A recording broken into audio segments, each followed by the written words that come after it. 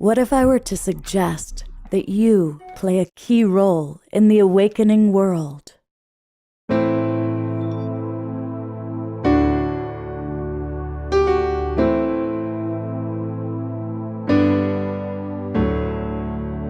that you are watching this because you have heard the call.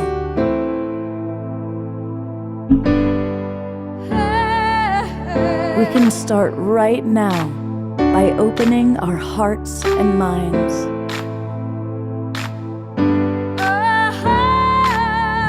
Welcome to the awakening world.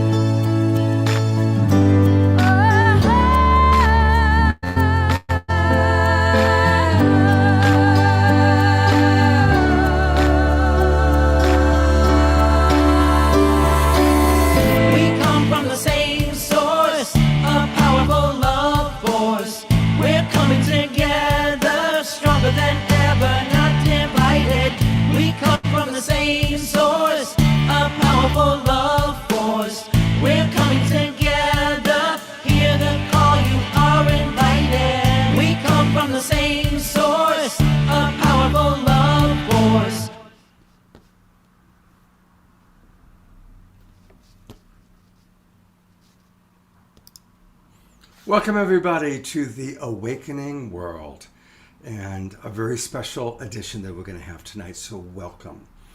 I want to thank all the people that are in our Zoom room. We opened up the Zoom room a few minutes ago, half an hour ago, and we've been connecting. And I want to welcome all of you watching on Facebook and YouTube.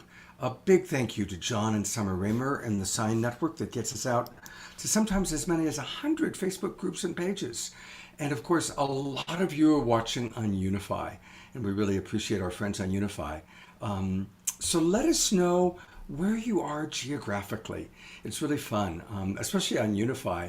We have people from all over the world watching, all over the world watching the Awakening World. And for any of you that are new, the Awakening World has been coming to you 3 times a week, every weekend, Friday night, Saturday night, and Sunday morning, sharing inspirational speakers, musical artists, presenters, as we talk about what it's going to take for us to all wake up and recognizing that we all are awakening in our own unique ways, individually and hopefully, and I believe, humanity as a consciousness. Tonight's show is kind of a turning point show. Oh, great, Gary Malkin just joined us. How wonderful. It's the end of spring, the beginning of summer. It's the end of World Unity Week, which many of us have been actively participating in all week long. It's the end of our spring season of the Awakening World. And as we enter the summer, I'm going to be taking some time off.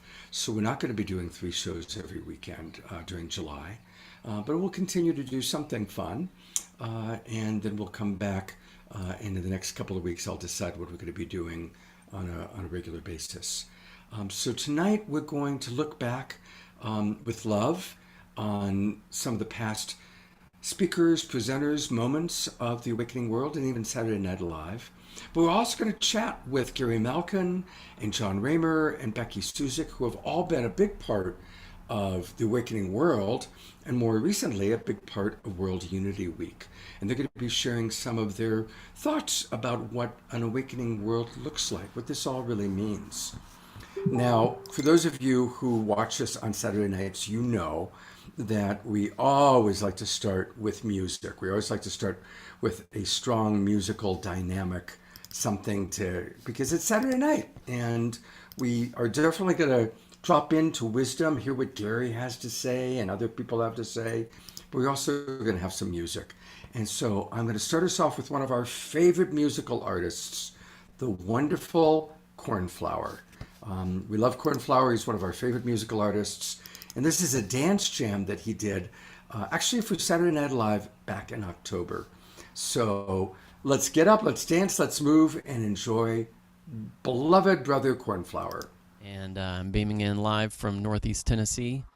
And the song I've got for you is With All Things. So here we go.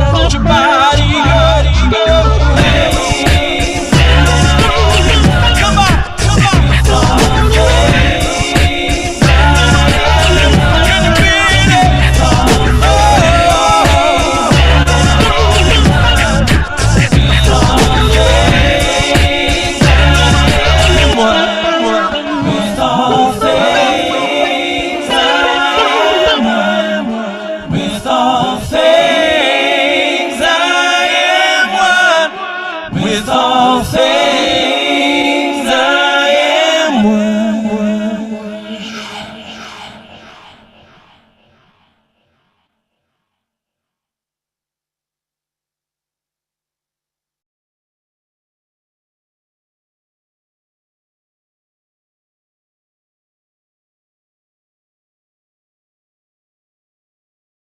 Scott, you're muted. There I am giving all this one. Welcome, Reverend Deborah. Great to see you rocking out to our beloved brother Cornflower. What a wonderful start. This is going to be such a great show this evening. Thank you. It's great to have you with us. It's great to have everybody with us. Gary Melkin, Becky Suzik, and John Raymer are all here now.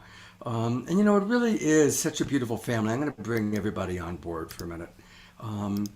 Because whether we call it the Global Peace Tribe, whether we call it World Unity Week, whether we call it Evolutionary Leaders, we all are coming together and we are providing information to each other, and we're also inspiring each other. And obviously, Cornflower's music is so inspiring. And that message, with all things, we are one. And isn't that kind of the ongoing message of our time? So we have been Full time. absolutely. So I want The Holo movement rocks. The Holo movement, man. I love the name. Yeah. So I want to give each of you a moment just to share, because we've all been gathering, and I'm imagining many of our viewers have been watching on World Unity Week.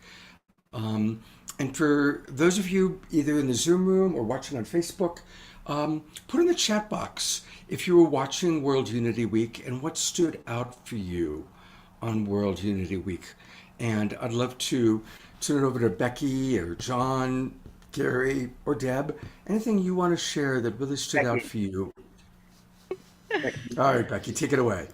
I think things going to keep standing out just like the stars for the next year as we continue to reflect. I mean, we're still World Unity Week begins before World Unity Week, and then it just continues. And it's even more exciting, I think, this year because we're beginning. Today is the 92nd day of the countdown is on for the 99 days of peace through unity. And so, just thinking and feeling about the past week as it's still coming to a close. There just was so much love and support among our communities, across so many communities, but within our community.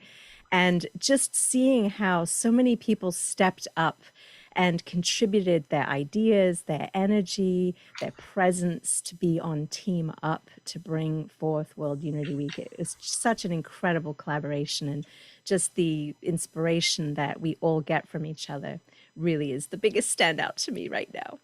Thank you, Scott. Excited to be here. John. I know, my gosh. We're actually learning how to do these mass collaborations. So if you weren't there, you're probably wondering, why are these people so buzzed? Why are they so happy? What are they drinking? But we just had 22, 23 convergence rooms full of brilliant people stewarding and working with event hosts and we call presenters, right? There was, I don't know how many presentations, but it was incredible. And here, maybe can I show just quickly what One World looks like? Is that all right? Yeah, absolutely. All right, this is what One World looks like. Can you see my screen? Because I've had so many windows open. Yes.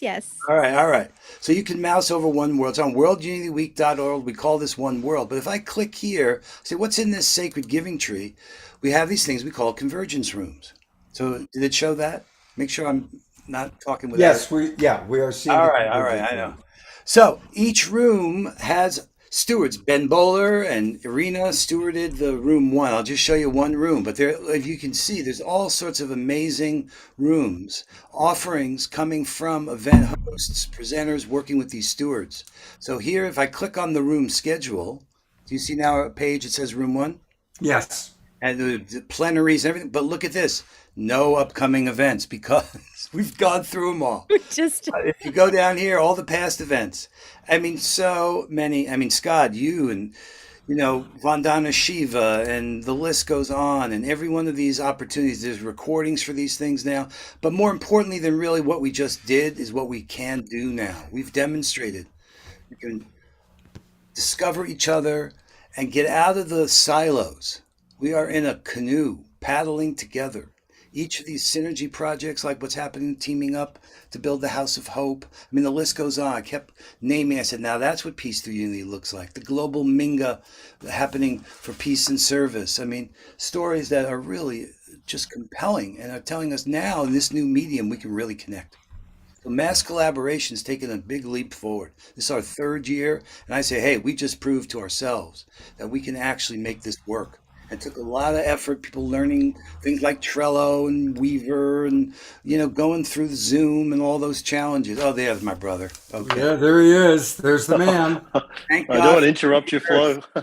Thank God for you, the earth. I mean, it's, it's this alliance that we're forming and building together. We're learning how to balance our own individual needs with the needs of our own commons, our community. So I called it going from pitching to pooling. So we're not just waiting for a moment to say, hey, here's my thing, come do my thing. We're all trying to say, let's create a space big enough for all of our things to be known and appreciated and for us to rise together. That's what World Unity Week's about. That's what this next 91 days is about as we prepare for our next massive convergence in Peace Week in September. I love you, Ben Bowler. You are the most articulate, graceful, honest, hardworking partner. I couldn't climb a mountain without you. I wouldn't dare. You, Becky, me, and Arena were the core, and it really just happened. I'm still a little bit in shock, frankly, and tired. This is a good tired. I'm feeling that kind of good tired. You feel like you've really left it all on the field, like people say, feeling. Thank you, Scott. Yeah, absolutely. Thank you, John. Ben, I'm putting the full spotlight on you. How are you feeling right now? You've just completed this amazing week-long event that you put together. How do you feel? That we all put together. Yeah, walking on air, Scott. I think just connecting to what John was saying, which had a beautiful continuation ceremony. And Scott, I know you were there for nearly all of it, even though it's getting close to showtime here on the Awakening World. I'm feeling great. I feel the same kind of exhaustion that John was talking about, but it's a very happy, very content, and a very resolved kind of feeling because unlike last year and the year before, we haven't just kind of fallen across the line in a heap, but we're actually laid the foundation for what comes next. And when I say we, I really mean all of us. And the reason I came on here, I just wanted to acknowledge you, Scott, and Deborah and Debbie and everybody, because we got going at the same time as you in the early spring, summer of 2020 when the world got locked down, and you got the vision for what you were doing with Saturday Night Alive. Jim Garrison and the team at Ubiquity started going with Humanity Rising about the same time, and we started dreaming up World Unity Week. So there's something about this partnership, this family, this connection, and where we're going from here. And I know you're going through a process of reinventing, what's it going to look like for the period ahead. And I think we all are, and that's the beautiful thing. And there's these 99 days with 91 days remaining, which is 13 weeks exactly. And, it's collective. What can we do together in the next 13 weeks? So as the Awakening World is a media partner for World Unity Week this year, Scott, I just wanted to thank you and thank the team for your partnership, because it makes a huge difference when all of us come together and support each other like you model and John models and Becky models and Gary and all the incredible people here. What could stop us? What could possibly stop us? So I'm really feeling a great sense of exhilaration, enthusiasm, determination, and joy, and exhaustion all at the same time. And it's great to be here with you. I love you too, John. And I love you, Becky and Gary and Deborah Moldo and everybody that's here. And Scott, you brother, I hope you're feeling better than I know you've been through a bit of a healing journey. But I just wanted to pop in here and just add my voice of gratitude and love to the Awakening World tonight. Thank you. Oh, thank you, Ben. We're going to go to Gary Malkin in a moment. But Ben, just before you go, and I know you got kids waiting, tell us, how does this move forward? What do we do next? Because we are in, I guess, 91 days left, all going to the celebration of peace. Just tell us a little bit about the road forward. Well, I think, we've got giant minds like John Raymer and others that are figuring out, the Martin Luther King quote that we all use all the time, that we have to learn how to organize those who love peace need to learn to organize as effectively as those who love war. So we're getting organized, Scott, is the short answer. And we're using different platforms, different models, different formats. Some of them are the weekly meetings, which are going to be every Wednesday in 2 different time zones around the world. One is 3 p.m. Pacific time every Wednesday, which is 6 p.m. Eastern time. The other one is 10 a.m. Central European time. For that side of the world, Africa, Middle East, UK, and Europe, of course. So we're going to have these 12 weekly meeting pulses and get the community engaged. We're looking at engaging a platform called Mighty Networks. Of course, we've got Weaver, which is a really brilliant directory, synergy directory. So there are different ways that we're getting organized. So the weekly meetings, the ongoing, circles that are going to be devoted to the various aspects of outreach and planning and engagement and execution is a key word for us. We have the will, we have the spirit, we have the network, we have the resources, and now it's all about execution. So we're gonna go to work over these next 12 weeks, and we're going to bring it home. And meeting weekly every Wednesday in room 1, which you can find in various places, and we'll be revealing more during these meetings, Scott, about how we organize. Because we've got to become something we haven't been before, and to do that, we need to really utilize the tools that are at our disposal. So, yeah, and we haven't got it all figured out, and I think that's probably important to say too. We don't have it all figured out. There are people out there that are far more brilliant and far more expert of knowing what needs to happen next, and we're calling out to them. We're calling out to them and say, come and join and come and play, and let's do this together. We need you. We need all skills, all talents, all gifts, and all missions coming together in one orchestrated, beautiful, harmonious teaming up, as John Reamer is calling it. So that's where we're at, and we need all hands on deck. We're meeting this Wednesday, 3 p.m. Ben, don't leave yet. I want to say something to you. And it's just, I have to say this. First of all, thank you. I just want to say this. I worked my ass off these last few weeks in preparing my little pieces that I've done, right? But I worked in an infinitesimal amount compared to the 4 of you. I mean, I can't even imagine what you guys have done. And I worked really hard these last week, And this is what I want to say. You guys, for those of you who have not experienced World Unity Week, Ben, Becky, John, Irina, you have been creating content that is endlessly relevant for our time now. Just because it just happened, it's these replays. It's like an encyclopedia of open source. If you build it, they will come content that is fresh in response to what's going on right now and what needs to happen. So instead of just a live event, you now have these replays that are going to be forming a phenomenal archive, and last year too, of phenomenal information and activation and I just can't say enough what, if you build it, they will come. It's that great quote that Teresa said, that Hartman says, that it's not about the numbers, it's about the quality of coherence. And that is what you're demonstrating. And I am just so moved, inspired, and by just being a part of a tiny, tiny little part of what you guys have done. And to believe in the generosity and the kindness and the wisdom and the effectiveness that you, Becky, and all of you have been doing. It's like, I feel so lucky to be a part of this family and to create with so much heart and soul and passion and purpose that I just can't thank you enough. I just had to acknowledge that you've created, my whole talk was living library. Well, this is a living encyclopedia called World Unity Encyclopedia of living consciousness and living presentation. And I just need to say one more thing. As you can tell, I'm very excited. There are a couple of standouts. When the Interview with God, I'm like, my mind Neil is Donald Walsh. Neil Donald Walsh. His speech, unbelievable, right?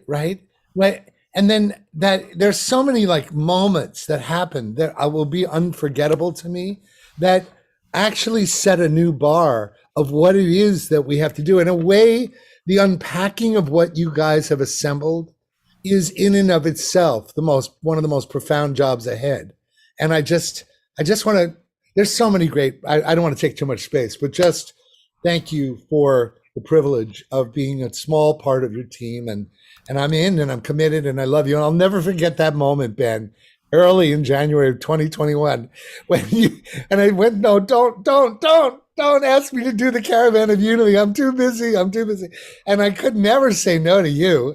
And my life has 2020. never been the same since, man. So that's my offering. I love you all. And my life is forever changed because of the level of lining up my purpose with exactly what I'm doing. And I love you for that. Thank you. Yeah.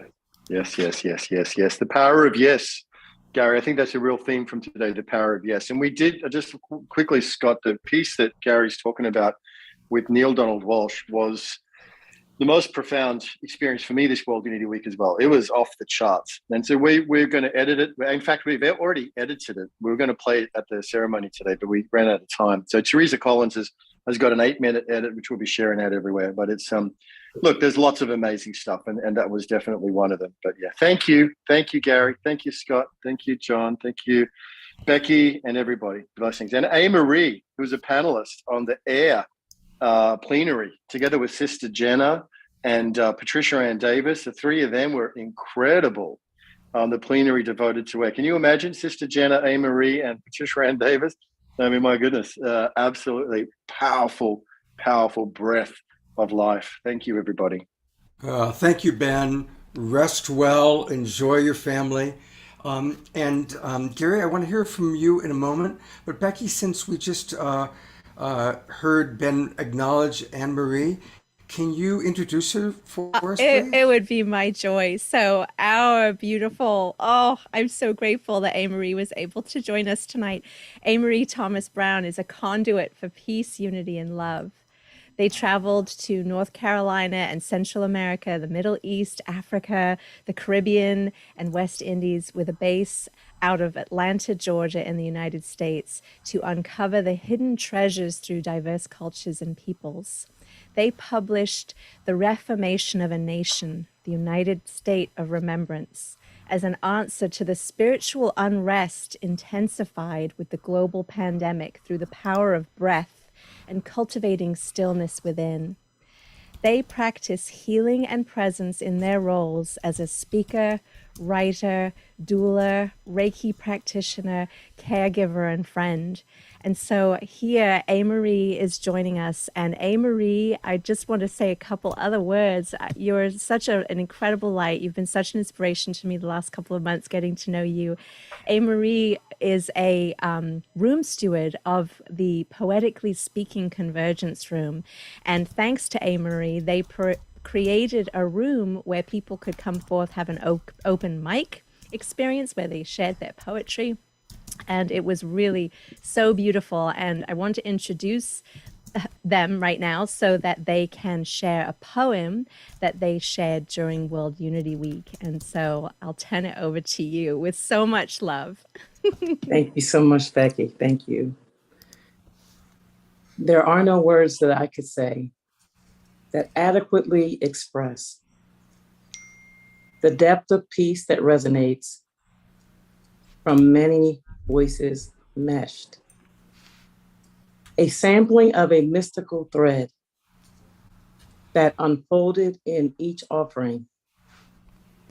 Beyond every word that was said, the epiphany of Karen and her spontaneous offering. Beyond every word that was said, Becky's rendition of the day that the activists slept. I have wept with great joy as the week unfolded and all the peace that each voice molded into a frame for this now moment. There was breath, stillness, sharing, and laughter. So many journeys, a continuing chapter. Deep bow, namaste. A-Marie, thank you so much. It's wonderful to have you with us. This is your first time, of course, on the Awakening World, so it's wonderful to meet you. And of course, I saw you on World Unity Week, and I'm wondering if you'd be willing to stay and maybe share another poem with us. Would that be Sure, possible? thank you. Thank you so much. I appreciate it. Thank you. Good to be here and meet you as well. Beautiful. Thank you. Thank you. All right. Well, we'll come back to you in a moment. Okay. You can decide whether. And I want to acknowledge Reverend Deborah Moldow. I know she can't stay long, but she is such an incredibly important part of our Global Peace Tribe. And she, of course, is who focuses all these wild and crazy and wonderful people that are called evolutionary leaders. Rev Deb, I'd love to hear what are some of the highlights for you this past week in watching World Unity Week? Well, first of all, I just want to say, and thank you, Scott, for giving me the opportunity to speak. I just want to acknowledge the team that made that happen. Because what they accomplished, in my mind, is completely impossible. To bring so many people together and give everyone a platform, completely open invitation. Everyone who wanted to steward a room, to bring forth their organization, their music, their poetry, their vision, anyone was allowed to play. And this is truly the new paradigm in action. I don't know how they could possibly have accomplished as many programs as they did. And of course, any one person like me was only able to listen to a limited number of the programs. But every single plenary that I enjoyed, I learned something incredible from. And sometimes I found myself watching the next plenary because it came up and it wasn't a subject that I normally would be interested in, and then it blew me away. So I just can't thank Ben and John and Becky and Irina and the whole team enough for just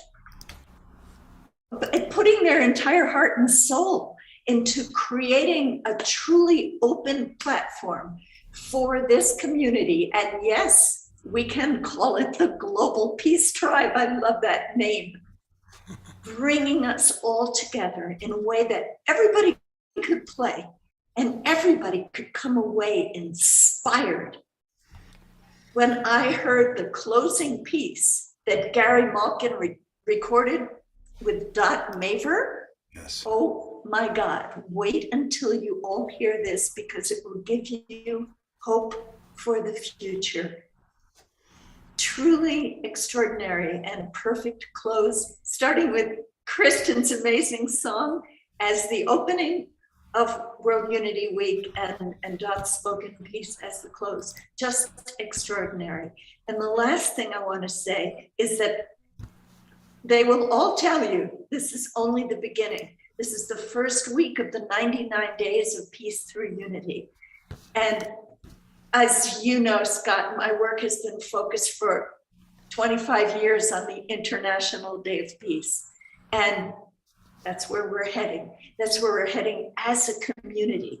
And we are going to see really what the grassroots can accomplish, how we the peoples can have a voice. So kudos, my friends. You have done an extraordinary job. And Scott, you've been holding this space since COVID began. So bless you all. You are all part of this magical weave that is the possibility for peace on earth. Thank you, Reverend Deb. Love you so much. I'm going to go to Gary Malkin because talk about an example of amazing creative expression. Gary does such amazing things. And so we're going to go to Gary next. And then John Raymer, if you could just queue up when I come to you a little bit later in the show soon, how people can catch all the replays. Because a lot of people in the chat box are saying, oh my God, there was so much going on. How do I catch the replays? So John, we'll go to you in a moment after Gary, and you can share with us. And I see Jay Mayer is in the house, and so he'll be talking to us about a moment for peace. So a lot of our family is here, and but now I'm going to turn it over to the brilliant and wonderful Gary Malkin. What a surprise, Scott. Thank you for the invitation. I feel so humbled and grateful. Necessity is the mother of invention. And I remember because I've been working on a musical for 7 years on the miracle of life as a woman's right to unmedicalized birth and celebrate the power of bringing a baby into the world. It's called Can You Hear Me, Baby? And I was no way I had any time for Unity Week 2021. And when Ben asked to do something, I thought, well, what could really feed the field? And it's really the heart of my work is how can we transform so that who we listen as is from a unified state, from a place of coherence, vibrational coherence, heart coherence, whatever you call it, a receptive, fertile state of receiving and absorbing information in more than just our linear rational minds. So Sarah McCrum, who's my unbelievable collaborator, thought leader, we put our heads together and we thought, could we possibly create these short transformances, which we have them basically between 5 and 25 minutes each. We have 60 of them, and they're amazing, and I can't wait for you to experience them sometime. But we thought, could we winnow it down to 2.5 minutes? And we just didn't think it was possible. We went in the studio remotely, Brisbane, Oakland, got a studio together, and we created these 8 transformance pieces. And Scott is asked to hear and see one. And just think about what our goal is. What if we all gathered online with the recognition that the heart of being and living in this first world, in this developing culture, the developed culture, the civilized culture, is by definition that we're distracted and fragmented in our attention. Because how could you live in this life with the divisive news and all the stuff? How could you live in this life without fragmentation of some kind, without distractedness of some kind? So my prayer, and Sarah's in my prayer, is that what if we also had an agreement to actually take responsibility more than, it's wonderful to take breaths before a Zoom and meditate and be in silence, fantastic. But what if beauty itself had an entrainment tool that when it was unified by everyone, what if there was a way that it changed the way we all listen together? And it's a question. It's a question. I have no certainty, but you're about to experience the one that we created called 2030 and Beyond. And I just love you to experience it as what I call it a mediaceutical. No, maybe a meditation, whatever it's called. It's designed for the purposes of corralling all of our attention's capacities into a way in which we can reconnect our primordial connection to one another as if we're around a fire together. And that's what it is. And I'll begin it. Is that cool, Scott? Do you want me to do it now, or do you want to ask? Yeah, do it now. Absolutely. Okay, great. Thank you for the privilege of sharing. Oh, I have to share. Hold on. I can't believe I forgot that. That's so funny. Okay, there we go.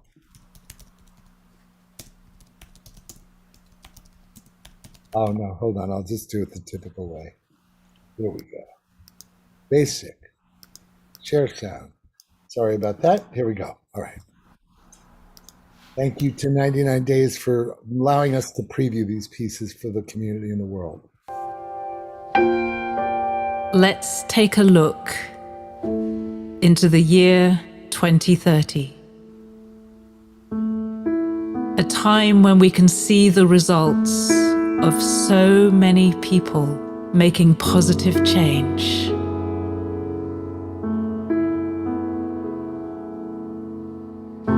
Let's feel right now what it's like to know peace on our planet.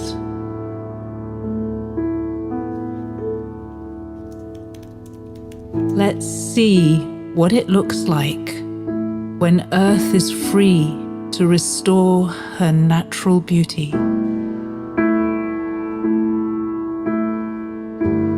Let's listen to the sounds of people who are living in harmony with each other and with nature. Let's sense the deep love for life that has created this change.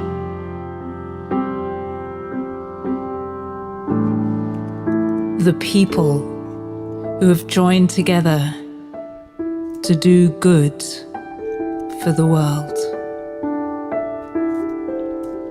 The individuals who had the courage and determination to do what they knew was right.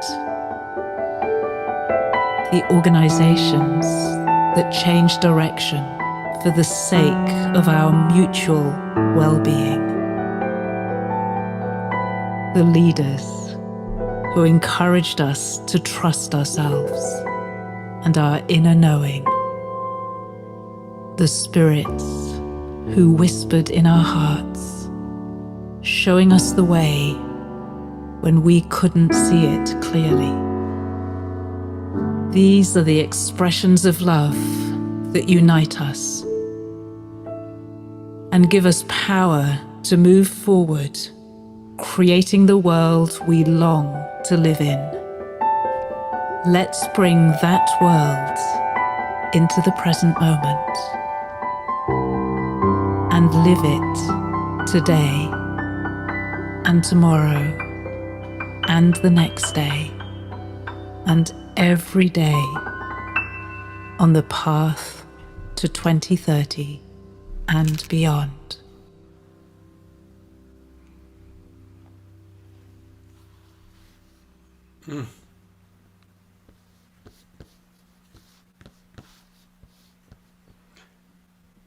I was just thinking after watching that the heroes, Ben, John, Irina, you guys, that's what she was talking about. You know, Awakening World, Saturday Night Alive, Evolutionary Leaders, the Synergy Circles.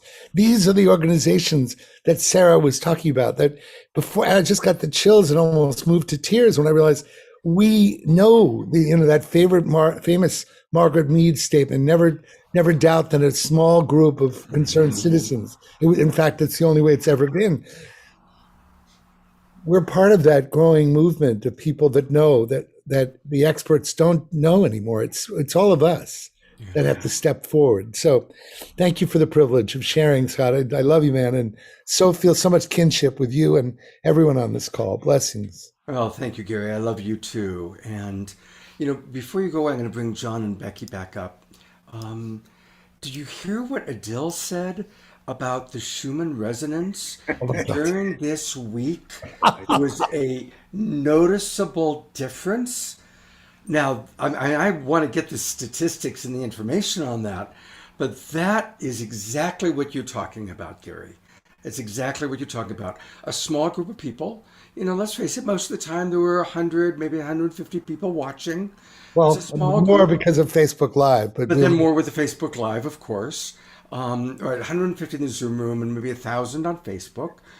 Still, that's small when you consider the planet. But it made a difference in the Schumann resonance. That is amazing.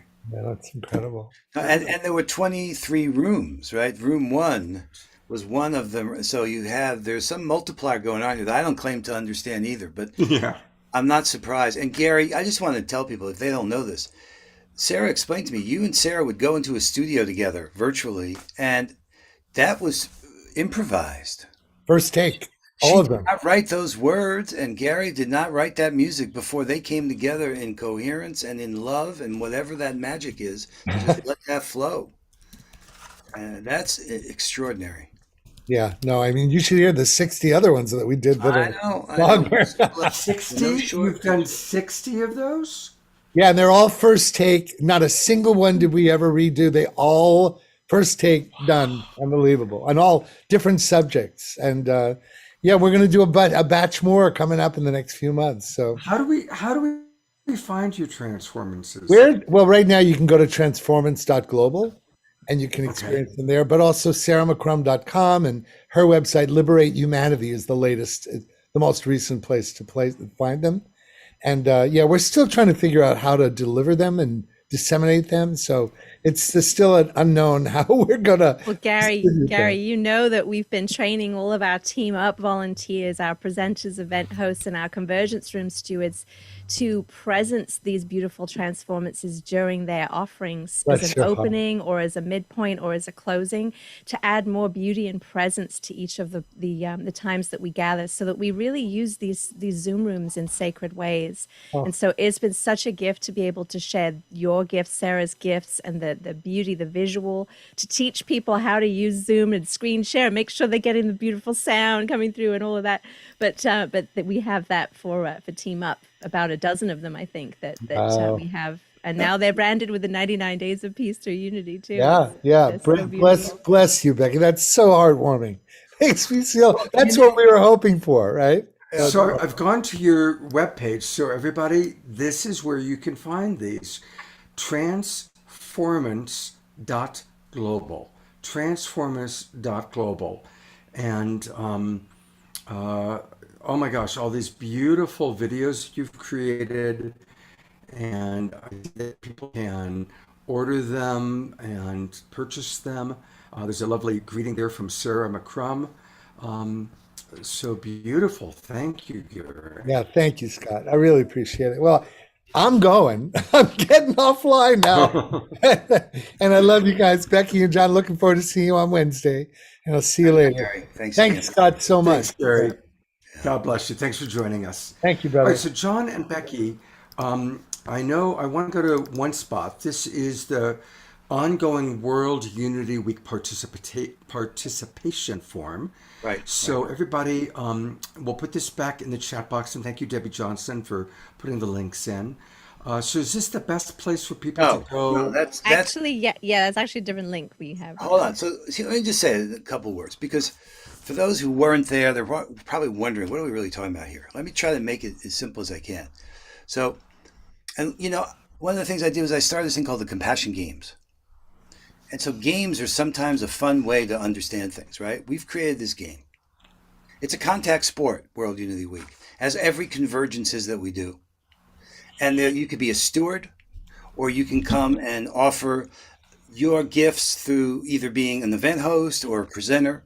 So we have all these rooms that the stewards and the event hosts and these convergence rooms with the presenters and the event hosts working to prepare. And then we publish and share all of this content, but it's not like content. They're actually experiences that you can go in. So you can go to the calendar here. Let me show you how you get to the stuff you're talking about, Scott, so that people can find that. But if you go to World Unity Week, let's go there together. Hold on. So we'll just do this together. If I go to One World, where I was before, right? And every one of those convergence rooms you can get to, and I showed you how you do that. But one room we call Room 1 has a very special. It has a great steward. Ben's the steward, right? But in that room, we've said, let's take all those plenaries and all the sessions that are happening there and put them out on this one stream, as well as including content from other rooms that have been featured. So this, you see what I did there? I just linked off of One World and worldunityweek.org. Go to schedule. And if you go to the one stream, what we've done here is everything that was in the one stream, which was either a plenary, you can learn more about. You can say, I want to watch that. I want to see that. So they're all here. So each day, and all of now, this is only a portion. This is kind of like Burning Man, okay? And that there's so much going on. There's a playa. We've got the One World, so it isn't easy, but we curated a stream called One Stream, where all the plenaries from Room 1 plus featured content from the other convergence rooms went out on. That's the one stream that you can go, and that's where you'll find a lot of the content, but not all of it. If you really want to see all of it, go into each of the rooms. That's what I was showing you before, where you can actually get the time to understand what was done in that room, the schedule. That's right. For over here, you could say, well, let me go to all the events, or go to One World. If I go to all the events, now they're all past, so I have to go view the past events. You can see one long. Now, what's so cool about this time that we did, I hate to emphasize the tech part, but we made it so you can go here and add these things to your calendar. So people were able to build their own itinerary out of all of the different offerings that were happening in all the different rooms. Like in the Global Fire Ceremony Room, Brother Chief Phil was talking about the Moment for Peace that he's doing with Jay and that we're all supporting Jay and Janice with doing. And the thing is, we're turning these into synergy projects. We're not just talking about our stuff. I mentioned earlier this shift from pitching to pooling. This is an engaging, interactive sport. The point of the game is peace through unity. And I was just kind of explaining what you could do. If you want to be a steward of a room, or if you want to present during Peace Week, we're going to be preparing a convergence unlike anything we've ever done before. This is mass collaboration at a new level. And we don't really, claim to understand it all, but it's by walking the path, we're making it visible. Having someone like Becky right here together, and Ben and Arena and the whole team has made it possible for us together. This Sign Alliance is love in action. It's people sharing. We were able to go out over 170 pages for the continuation ceremony.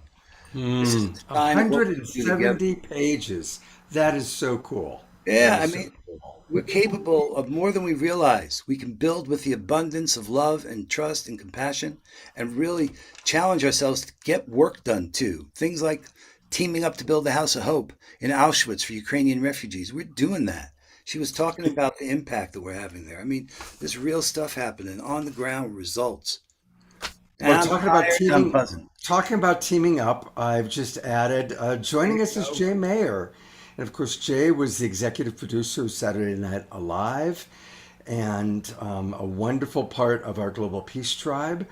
And Jay has been promoting this beautiful moment of peace that we've been showing. Of course, everybody watching Awakening World, you've seen me presenting it the last few weeks.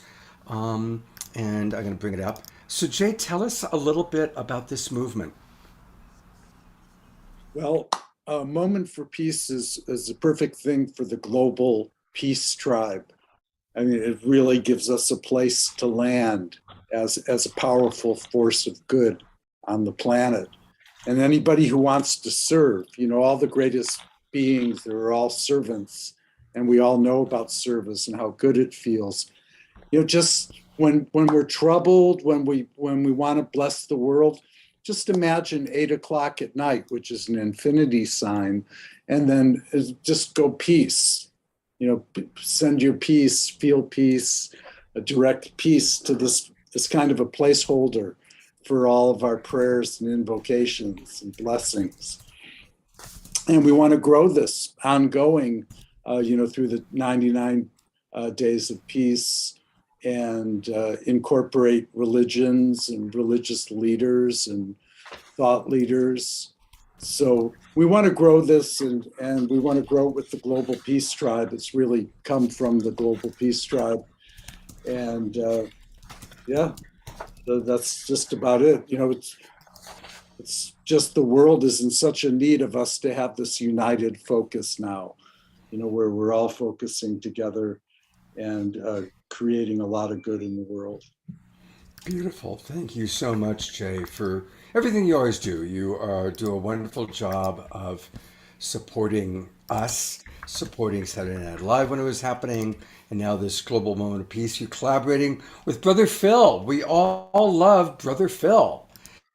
He's one of our absolute favorite presenters and just such a beautiful, beautiful soul.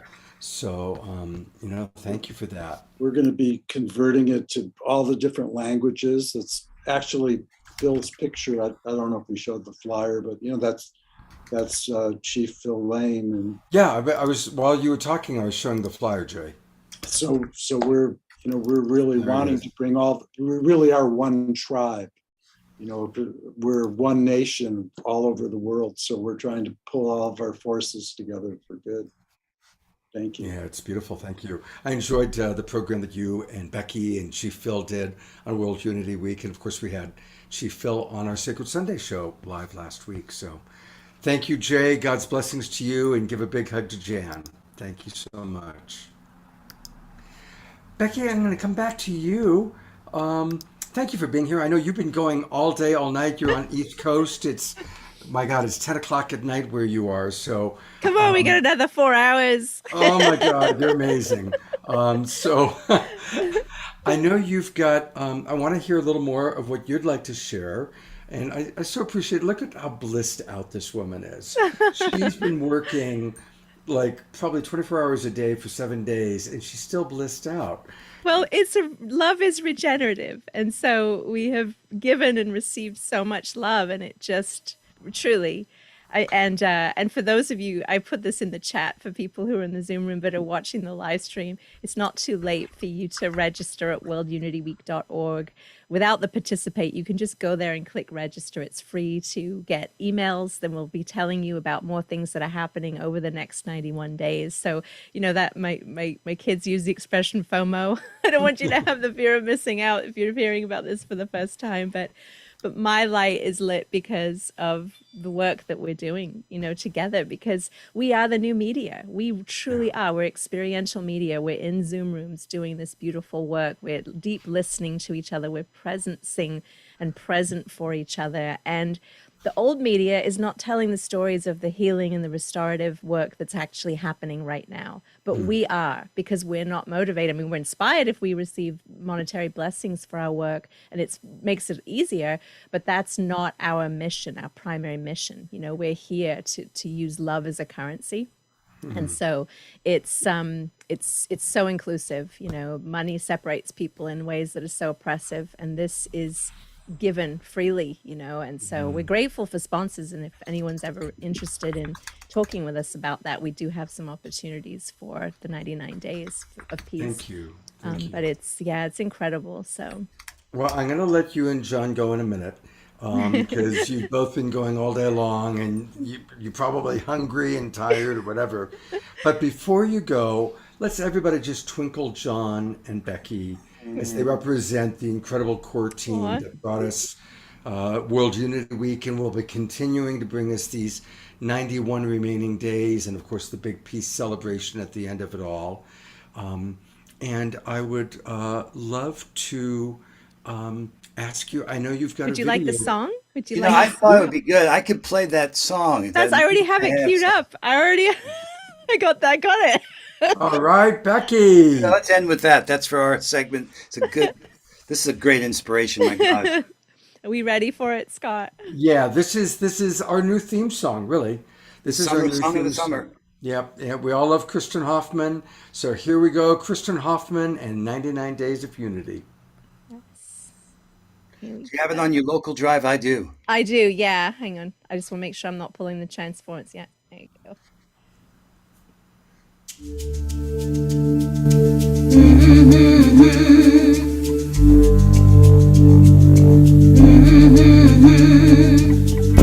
Let me tell you about the lie we've been living in for centuries, millennia.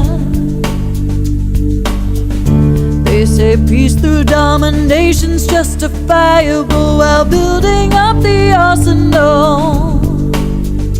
All the sages and wise men of the ages were guiding us to look within ourselves.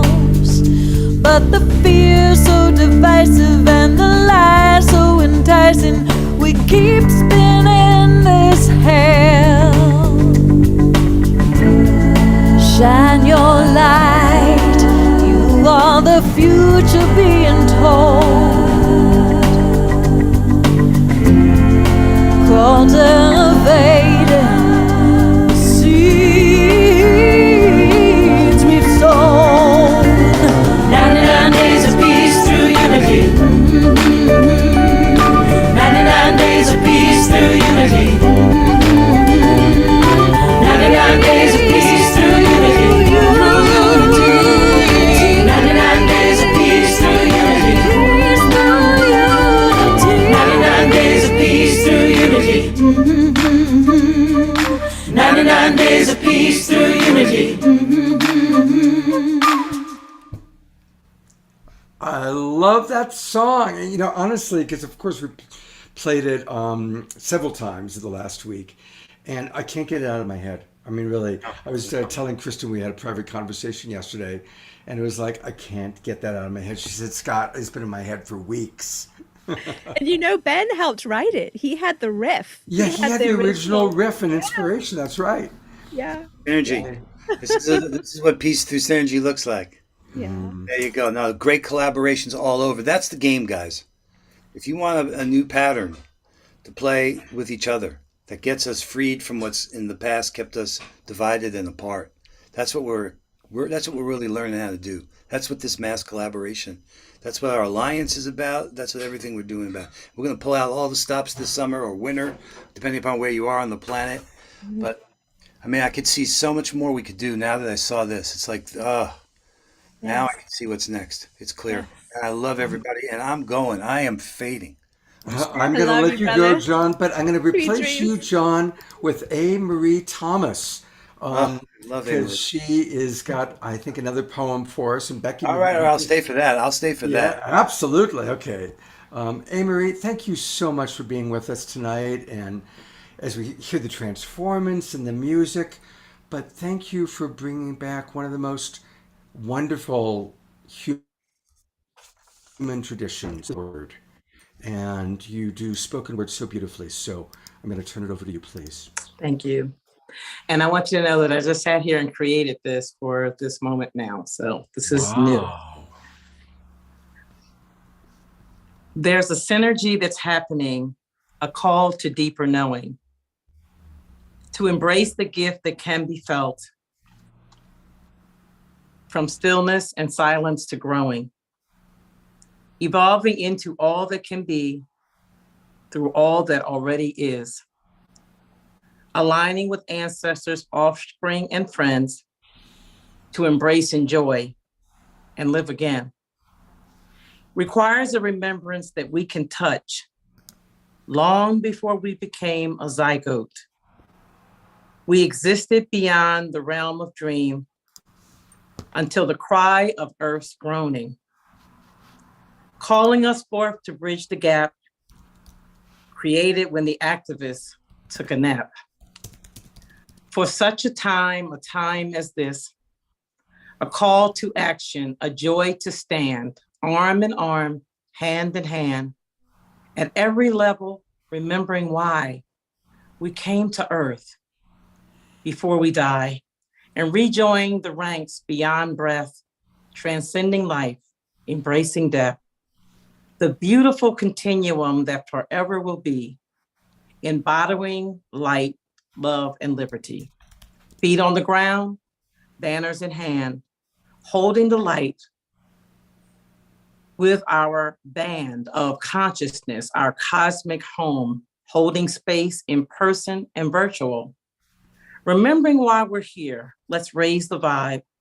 The Schumann residents cannot lie. Silence in movement as we go forth. In unity, there's a synergy in breathing, in holding space, allowing the presence as we embrace the call to action, to unify, catch the wave, feel the vibe. Oh, That is so powerful. Thank you so much, A. Marie. Thank you. Thank you. You know, we have a playlist on our YouTube channel of favorite segments. And so I'm going to take that little your poem and put it on that playlist so people can play it. It's very, very beautiful. Thank you, A. Marie. Thank you so Thank much. you. And thank you, Becky, for bringing A. Marie to us.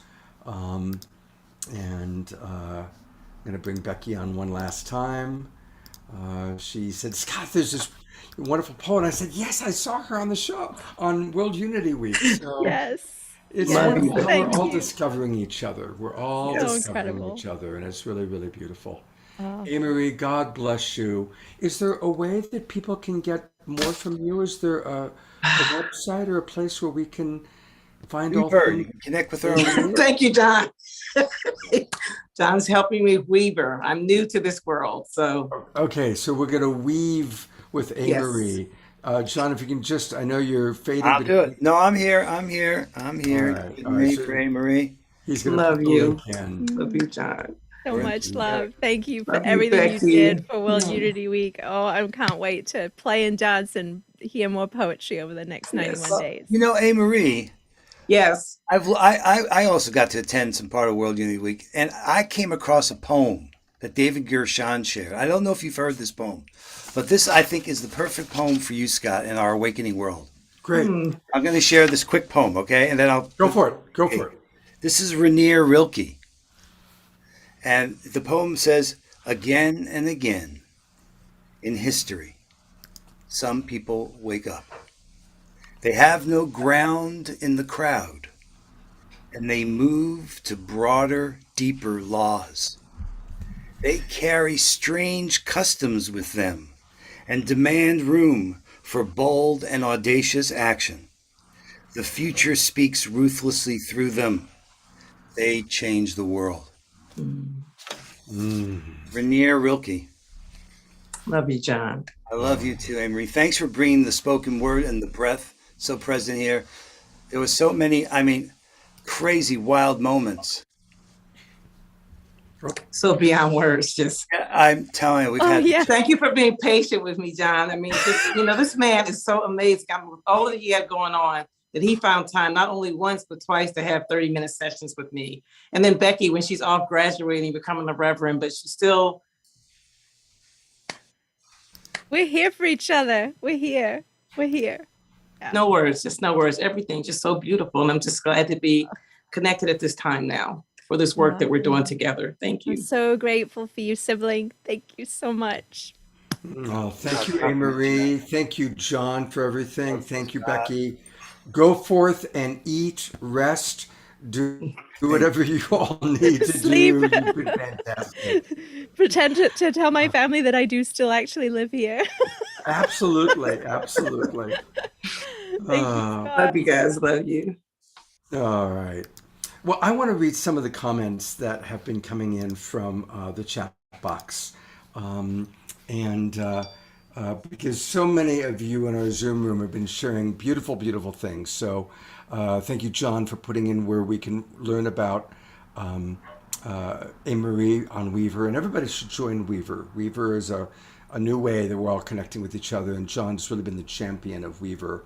And if he's the champion of Weaver, Jeff Colebrook is the champion of Lovolution, because evolution comes through Lovolution. Okay, people have been asking about the Schumann resonance. And as I understand it, the Schumann resonance is actually a physicist or scientist named Schumann discovered that there's actually a pulse of the Earth, a heartbeat of the Earth, and that it's actually been growing faster. And obviously, I like to see it as Mother Earth. We're all children, and our true mother is Mother Earth, Gaia. And she is our mother. And as she pulses, we all feel it. We all experience it. We are connected to our mother in ways that we probably don't understand. And so the Schumann resonance is a fascinating thing. You can Google it. I noticed that one of our wonderful ongoing regulars put in a place where you can learn more about the science of resonance. And so who was that put that in there? No, it was not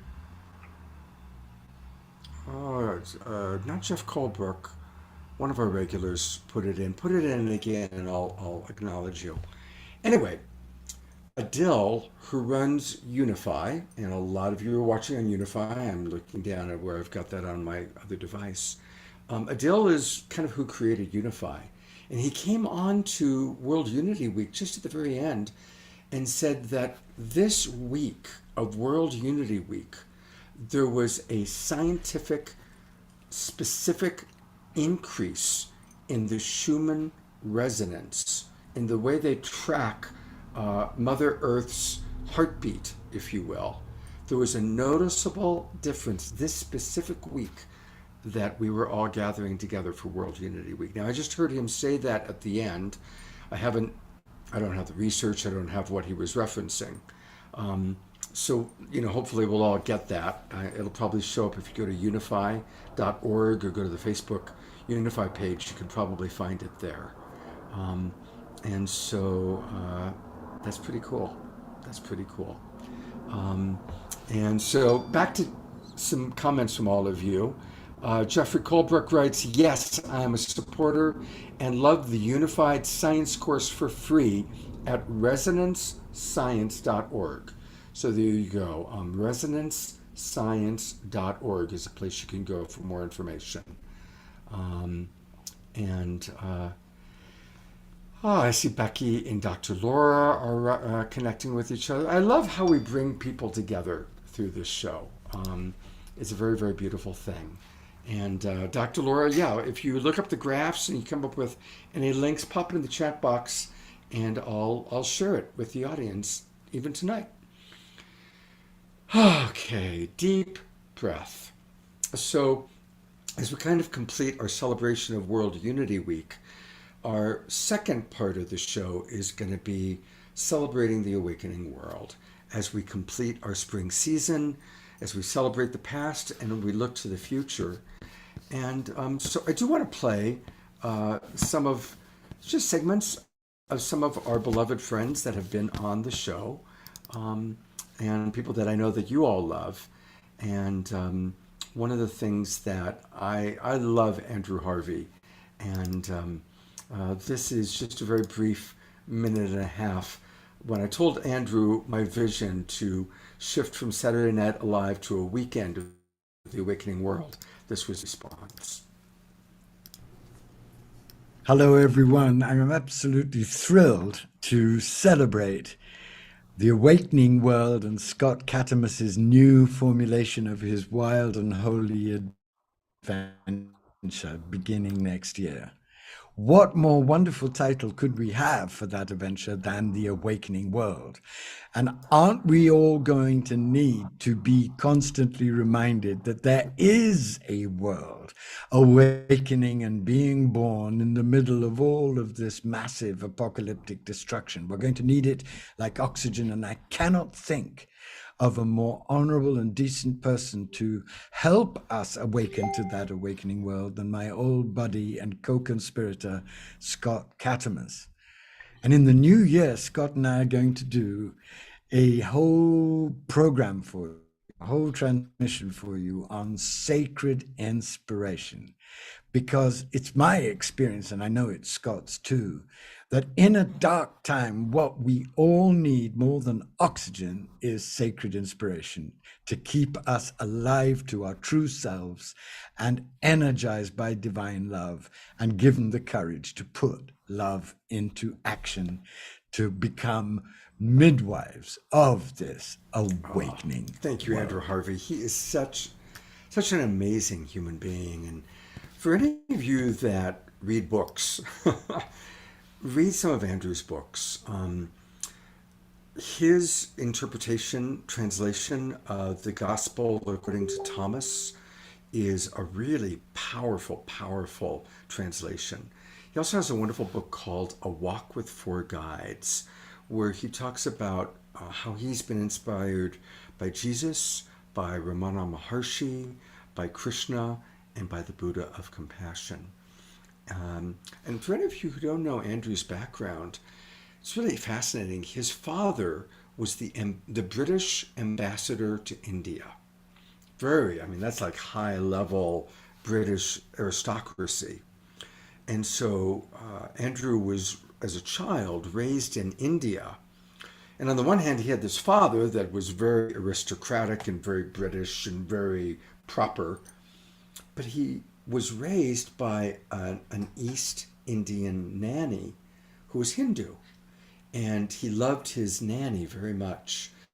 So he, at an early age, saw the juxtaposition between British aristocracy and Indian Hinduism.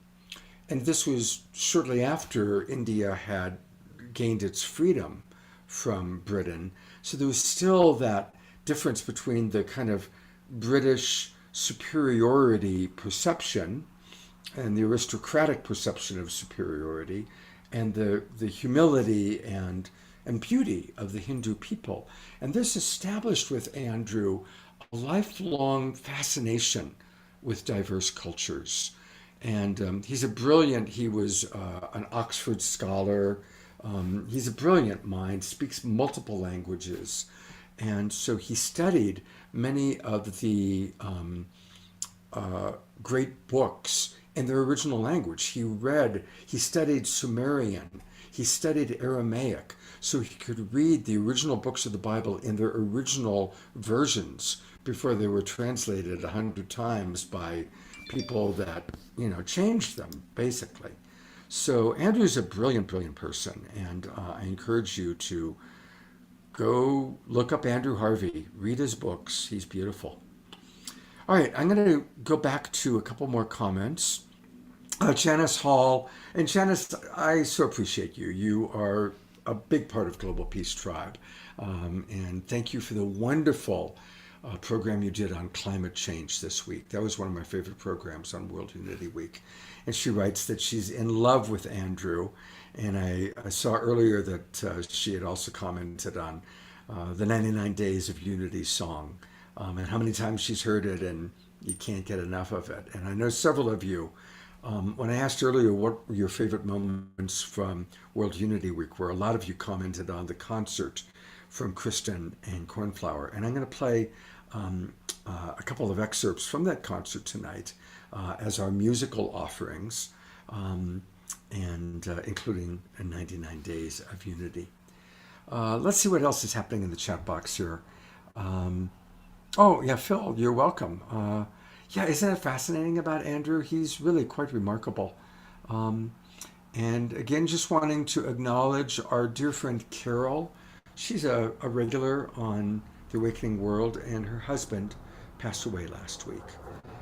And so let's just all take a moment of silence to send our love to Carol, and just put out into the field our Global Peace Tribe care for anyone who is in a time of challenge, whose heart might be hurting. Maximum grace for Carol. Maximum grace for her husband as he now finds himself in the next world, or the other world, or the astral world, however you like to see it. Maximum grace to us all. Maximum grace.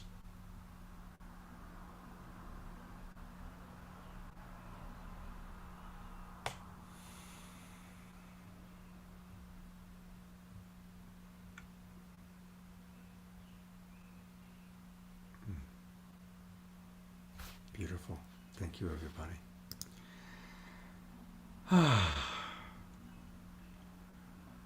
I'm appreciating all that's going on in the chat box. Scotty Satori, love you so much. Thank you, Scotty. He's on the land in Maui with my dear friend Kutira and Raphael. Carol writes, I spent the day today in Trinidad with his 4 children. It was amazing, like he was here with us, and I'm sure he was. We're doing all right considering, kept things light. I shared comments and pictures with them of all the countries we've lived in over the past 13 years. Egypt, Kenya, Colombia, Albania, United States, and El Salvador. Thank you for sharing that, Carol. What a rich life you shared with your husband. As most people know, my wife passed away 10 years ago. And it's a big deal when we have a spouse that passes, just as it's a big deal when a mother, father passes. And they do live forever in our hearts, absolutely. I'm going to play another video, and it's from absolutely one of my favorite human beings, Reverend Michael Beckwith. And I first started going to Agape, his church, when he first started it. He very first started actually in his living room. I didn't make it to the living room. But then he moved it to the basement of the Santa Monica Miramar Hotel. And there were about 15 or 20 of us meeting on metal folding chairs. And I was there and watched how it began. And now it's a worldwide ministry. And I've known Michael all those years. I've interviewed him on many of my television shows. He was on Saturday Night Live. He was on The Awakening World. And here's a beautiful, it's a 10-minute clip of what he has to say about the awakening world and his view. And let's just all drop in with beautiful, beloved Reverend Michael Beckwith. Here we go. Michael, we're starting a new series in January called The Awakening World. The idea being that it's obviously a very hard time for a lot of people, but everything that is happening is part of the awakening world, and all of us as human beings awakening. And I would love anything you have to say about your perspective about this particular moment in time as the awakening world. I would definitely be in alignment with what you just said. It is a time of great awakening. And I think that the prophecies from the indigenous cultures have pointed to this particular time in which we are living, in which there is decadence, there's that which is not in cadence with that which is emerging, that no longer serves us, that's falling apart and creating a lot of disturbance in the field for a lot of people. And then there's the emergence of expansion of our paradigm into a global society that's sustained more by compassion and love and generosity and forgiveness.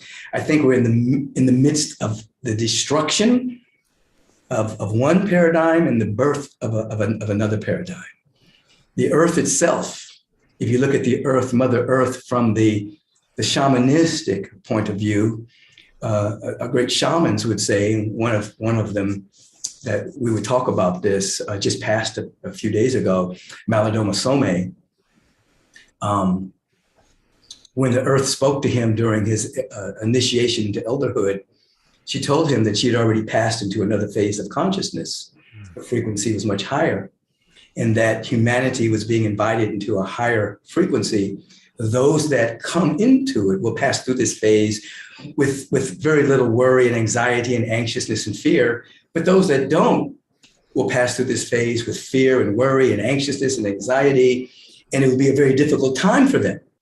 You see, so from the shamanistic point of view, and the mystical point of view, we're already, the earth is already at a higher frequency, and the field in which we're living is already at a much higher frequency. Some would say another dimension we're living in already.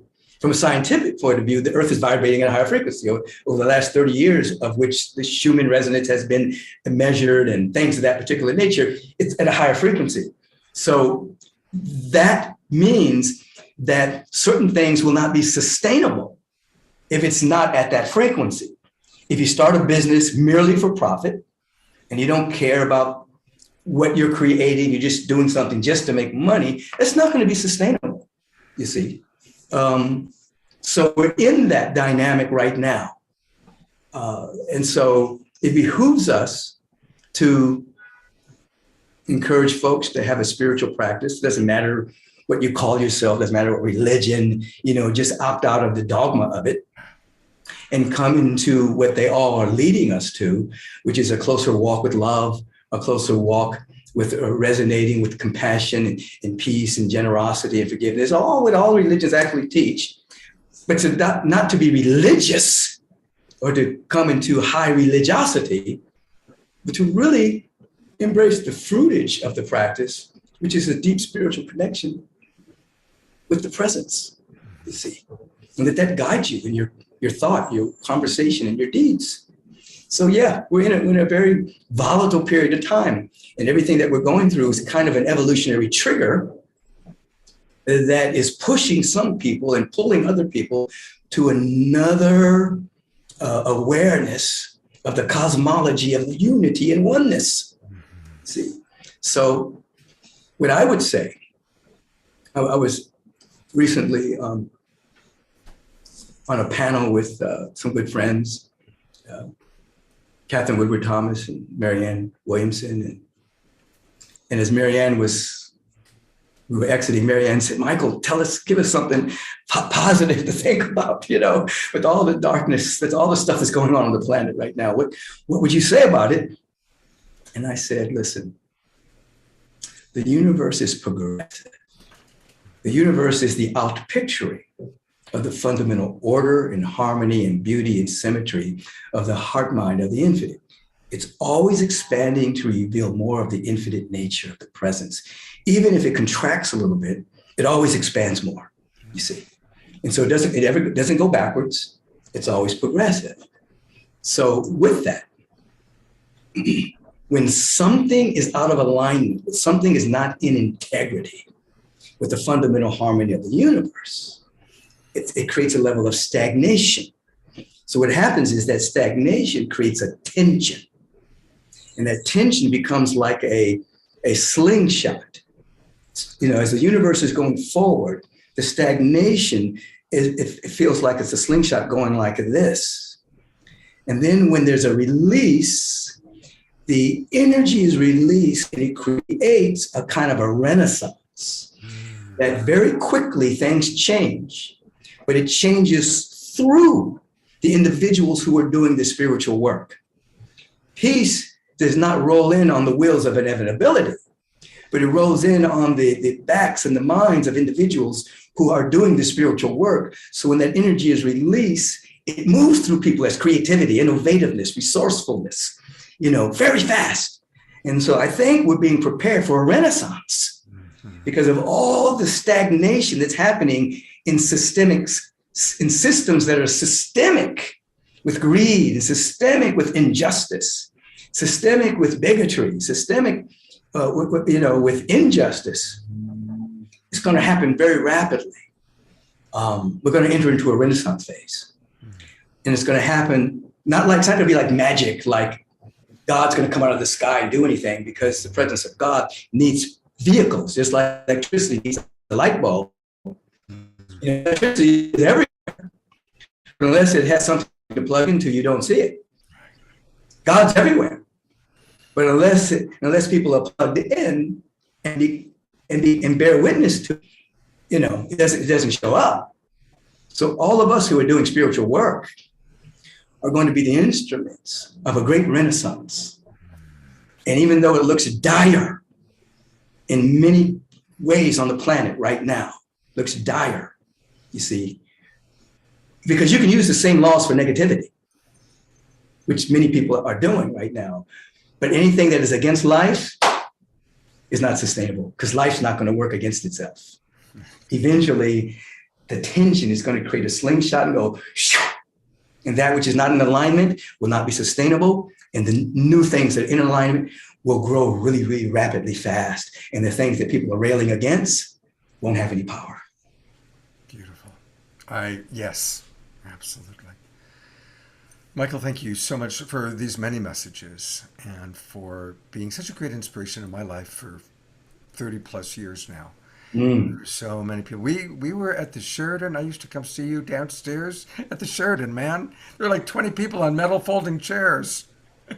Absolutely. We started in my living room, and then we went to the Santa Monica Bay Women's Club, and then we went to the Miramar Sheridan downstairs, and then we went to the Wedgwood Room, and then we went to the Starlight Ballroom, and then we got those buildings over on Olympic, and then we went to Culver City, and now we're here at the Saban Theater in Beverly Hills. We're just in the midst of, right this moment, in November, going into December, we're celebrating our 35th anniversary. Wow.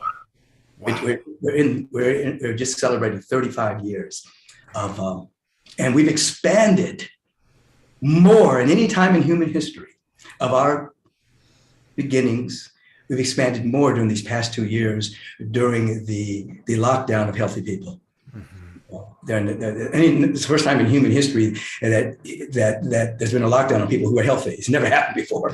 You know, we're during these last couple of years. We've expanded more than any time of our existence. It's a beautiful reframe. You know, that was another thought that I had when you told the story about how Howard Washington Thurman reframed that experience. And you were so beautiful at reframing how we see things. And that's what you just did. You just gave two examples of reframing and seeing it from the bigger perspective, from God's eyes, from the spiritual perspective. Yeah. So there's another place I'm imagining that he helped influence that within you, watered that seed. Absolutely. Michael, God bless you. Have a very, very happy holiday season. Absolutely. Love you so much. We're gonna keep the holy in the holiday. Absolutely. My big joke, my birthday is Christmas Day. So Oh wow. my joke always is remember the true meaning of Christmas, not the little dude in the manger, not Santa Claus, but Scott's birthday. Scott, happy appearance day, brother. Much love. God's blessings. Have a beautiful, beautiful few weeks. Look forward to our next connection. God bless you. He's such a beautiful man. And I want you to know, I'm kind of sharing like little insights and stories about these people that I've been blessed to know, like Andrew Harvey and Reverend Michael. He's the real deal. He's like that all the time. He's always upbeat. He's always humble. Many of the really wonderful luminaries that I've had the opportunity to meet, they're all very humble, and they're all God-centered. They're not doing it out of ego. They're doing it as channels for spirit to flow through. And Michael is like that. I went to Jamaica with him in 1995 and got a chance to really kind of see him. I saw Reverend Michael wearing a little Speedo bathing suit. But he's always like that. He's just an incredibly sweet and beautiful human being. And speaking of sweet and beautiful human beings, I talked earlier about how amazing Kristen Hoffman is. She's become one of my favorite people on the planet. And I think it's time for a little music. So let's have some Kristen Hoffman. And this is from the concert she just did. I had the honor of hosting, along with World Unity Week, a concert that Sheen Cornflower did on Tuesday night for the summer solstice. And this is one of her numbers from that concert.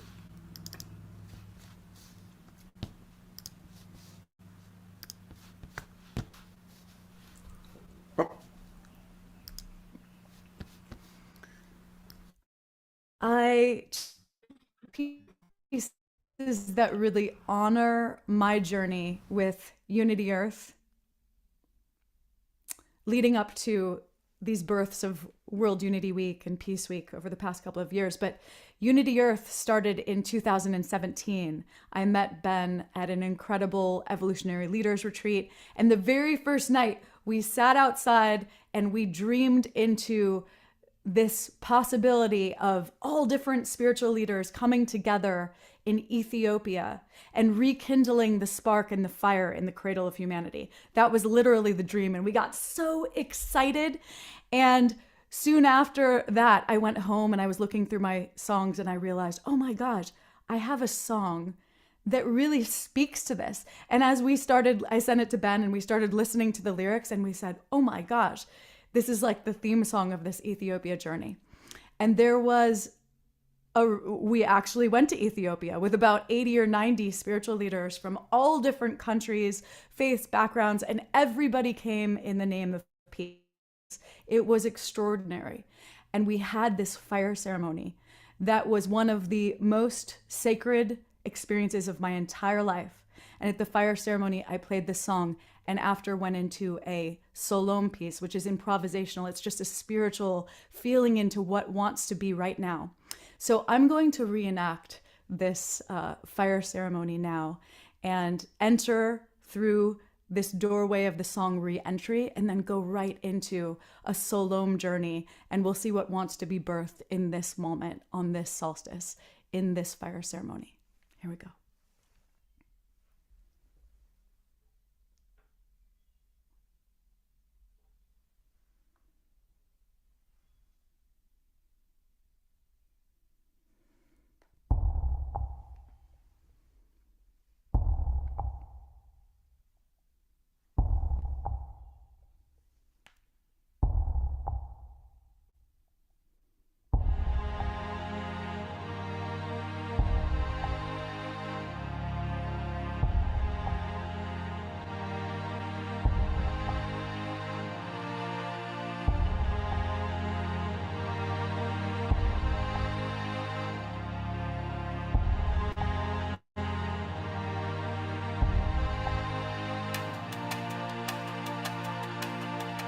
It was certain, silent lands of the soul, reconnected, uncovering a path of gold. Embers from the ancient fires, still burning, burning bright, guide us back to one. It's the journey, our re-entry.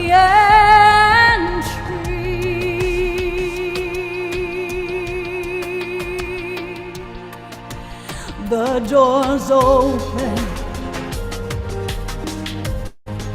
our souls pour through like beams of light. We awaken,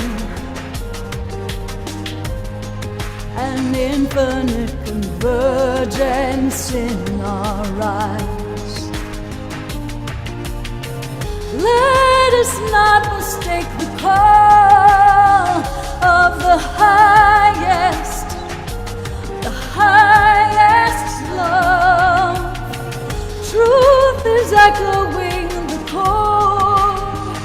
It's the journey, our re-entry.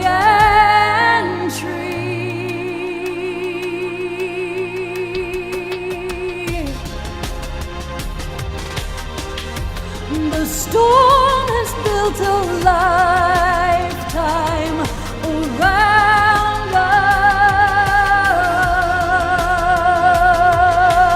us. Now again the rains can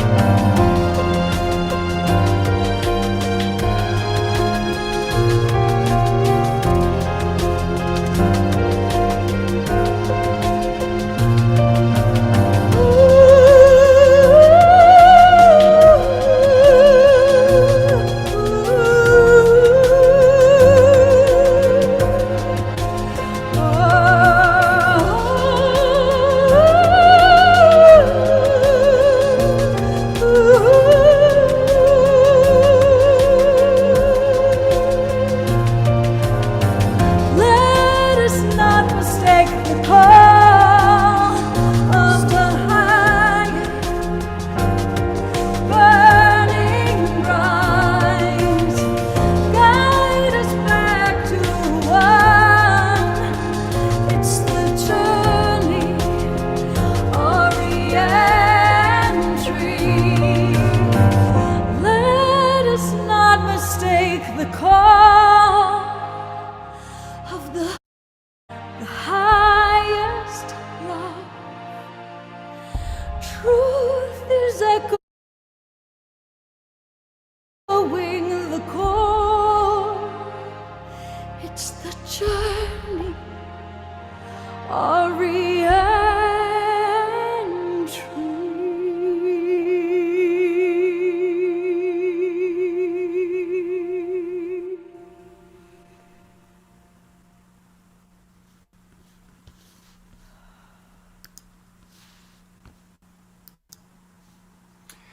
We're going to come back to Kristen one more time tonight, or maybe two more times, to hear the Salome journey that she did just following that.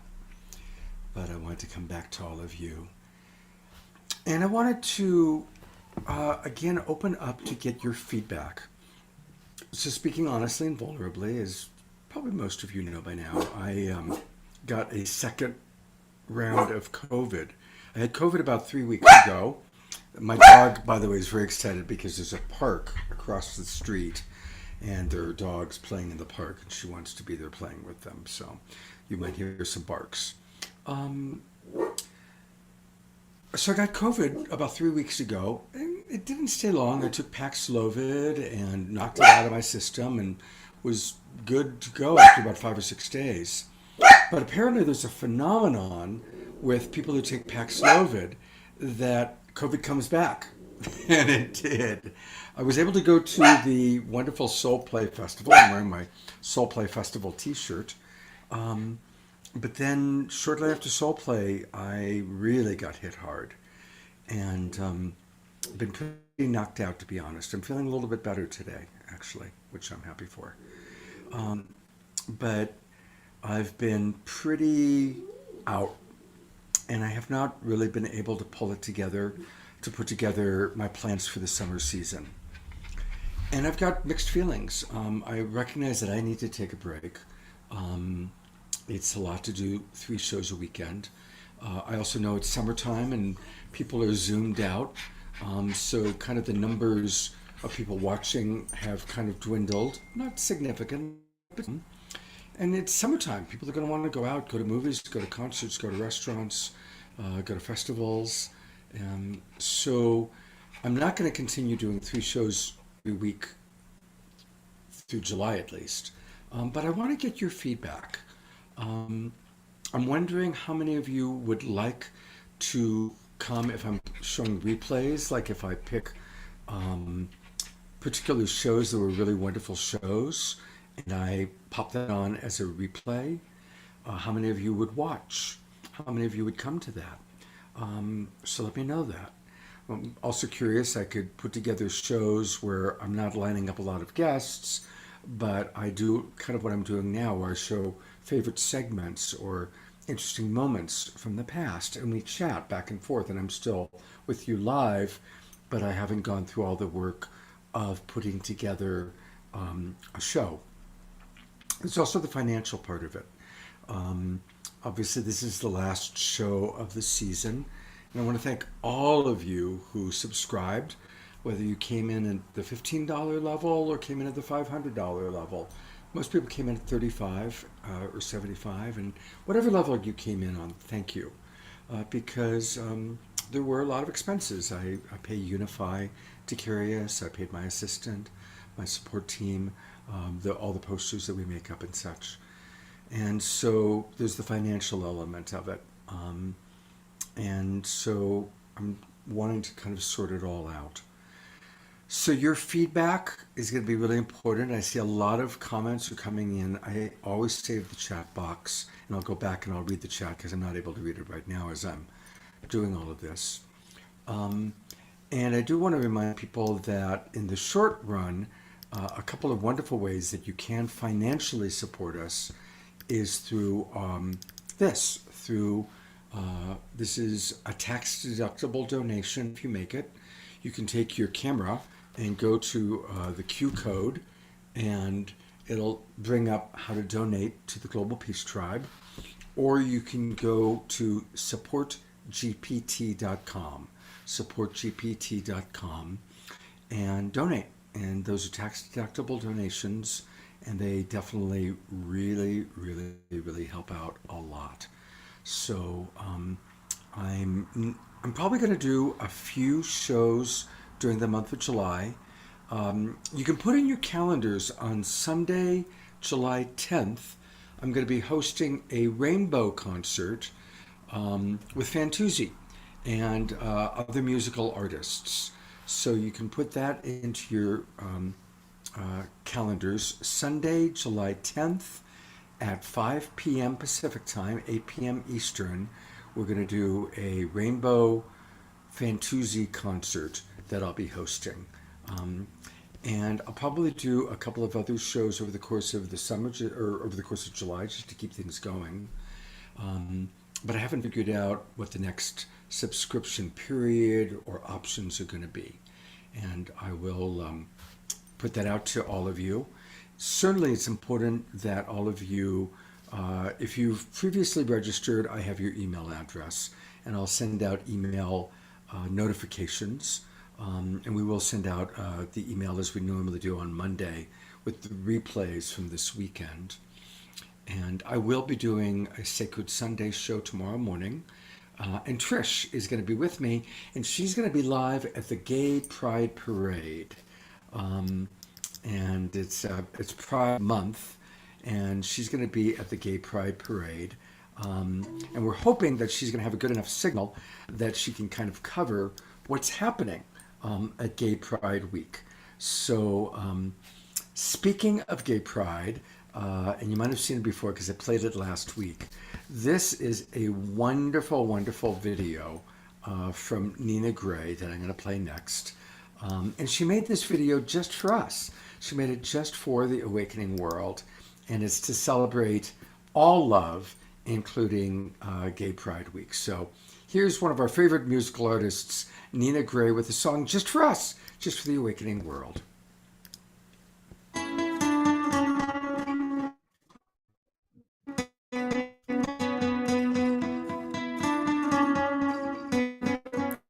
Is there a right way?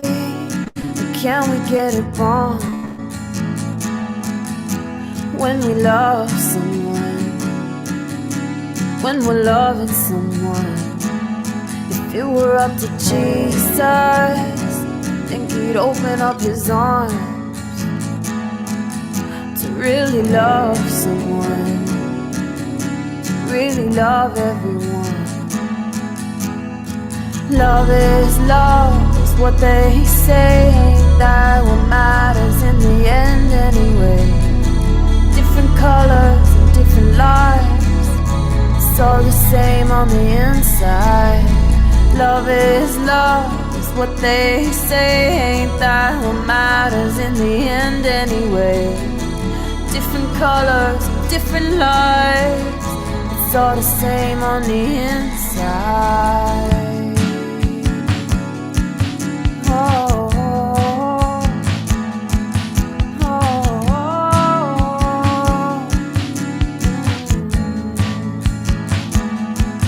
She spent a long time thinking there was something wrong, journaling at midnight, feeling so alone.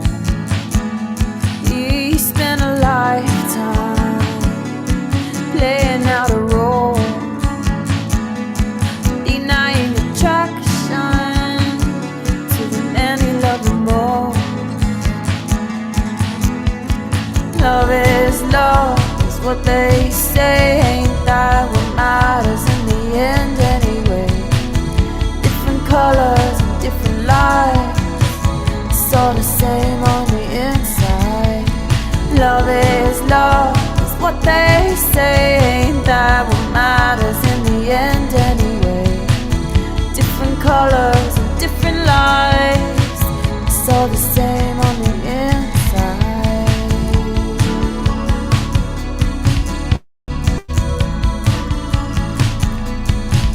Oh, love is love is love is love is love is love is love is love is love is love is love is love is love is love is love is love is love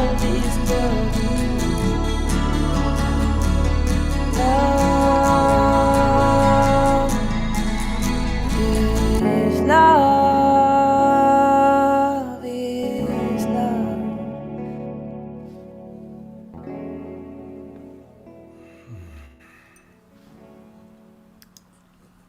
Isn't she wonderful?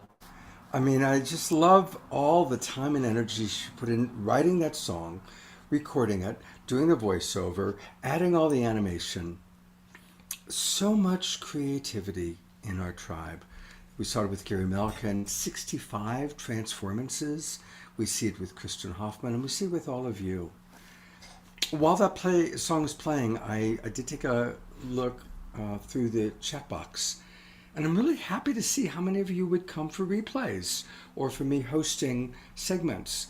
That really makes me happy. So that inspires me to really do my best to make sure that we've got something going on most Saturday nights. And I'll send out an email this week letting you know what my plans are. Thank you, everybody, and continue to put feedback in. Also, I really like Dr. Laura's suggestion about doing group meditations, because there is a lot of power that we have as a group. There are 80 of us in the Zoom room right now, and hundreds or maybe 1,000 watching on Facebook and YouTube. And yeah, I think creating group meditations would be very, very powerful. And so I'll incorporate that into some of our future planning. I like that idea very, very, very much. Thank you. All right, I'm gonna couple more segments. We're not gonna do a long show tonight, but I did promise to show some of our favorite people, and I want to bring on Claire Dubois. She is one of the most powerful and passionate voices that we've had on Saturday Night Alive or Straight Talk or The Awakening World. She's the co-founder of Tree Sisters. And, you know, The Awakening World is all about relationships, our relationship to our planet, our relationship to each other. And her voice, of all the climate, environmental people we've had, her voice especially resonates for me. And so I invite us to drop in and listen to the passion and the resonance of this powerful woman, Claire Dubois.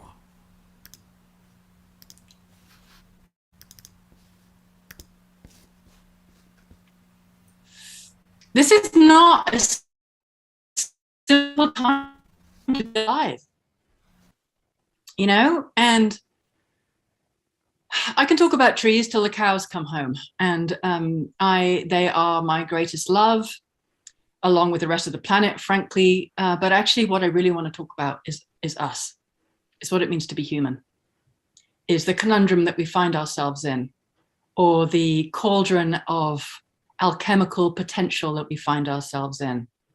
The reality that is what we have, whether you believe in it or not, I believe, chosen to be birthed into, chosen to be here for. And if you believe that you choose your time of birth, if you believe that we get to have some choice in that, then you might also believe that there would be a reason that you have chosen to be here at what is probably the greatest turning point for humanity, where we get to crash or we get to leap. It's going to be one or the other. And we don't know. If you know the science, it looks like we're going to crash. If you really understand that we have no idea what a human being actually is, then there's a distinct possibility that we could leap. If you don't believe that that you get to choose your point of birth, then, well, you're here anyway. So what are you going to do with it? So to me, there's one choice right now, and that is to turn into the skid, to turn into everything that's coming, or to turn your back on it and to miss the greatest opportunity for shared evolution that we've ever offered ourselves. And, you know, I think probably everybody else here has decided to do the turn into the skid version of events, because let's face it, turning your back to this is not empowering. It's not empowering. It's destabilizing, it's frightening, it's like an abdication of responsibility. You know, if there's a tsunami bearing down on you, don't you want to see? Don't you want to know what's coming? Don't you want to have some sense of capacity to take some action? And more than that, more than just taking action, don't you want to discover who you are?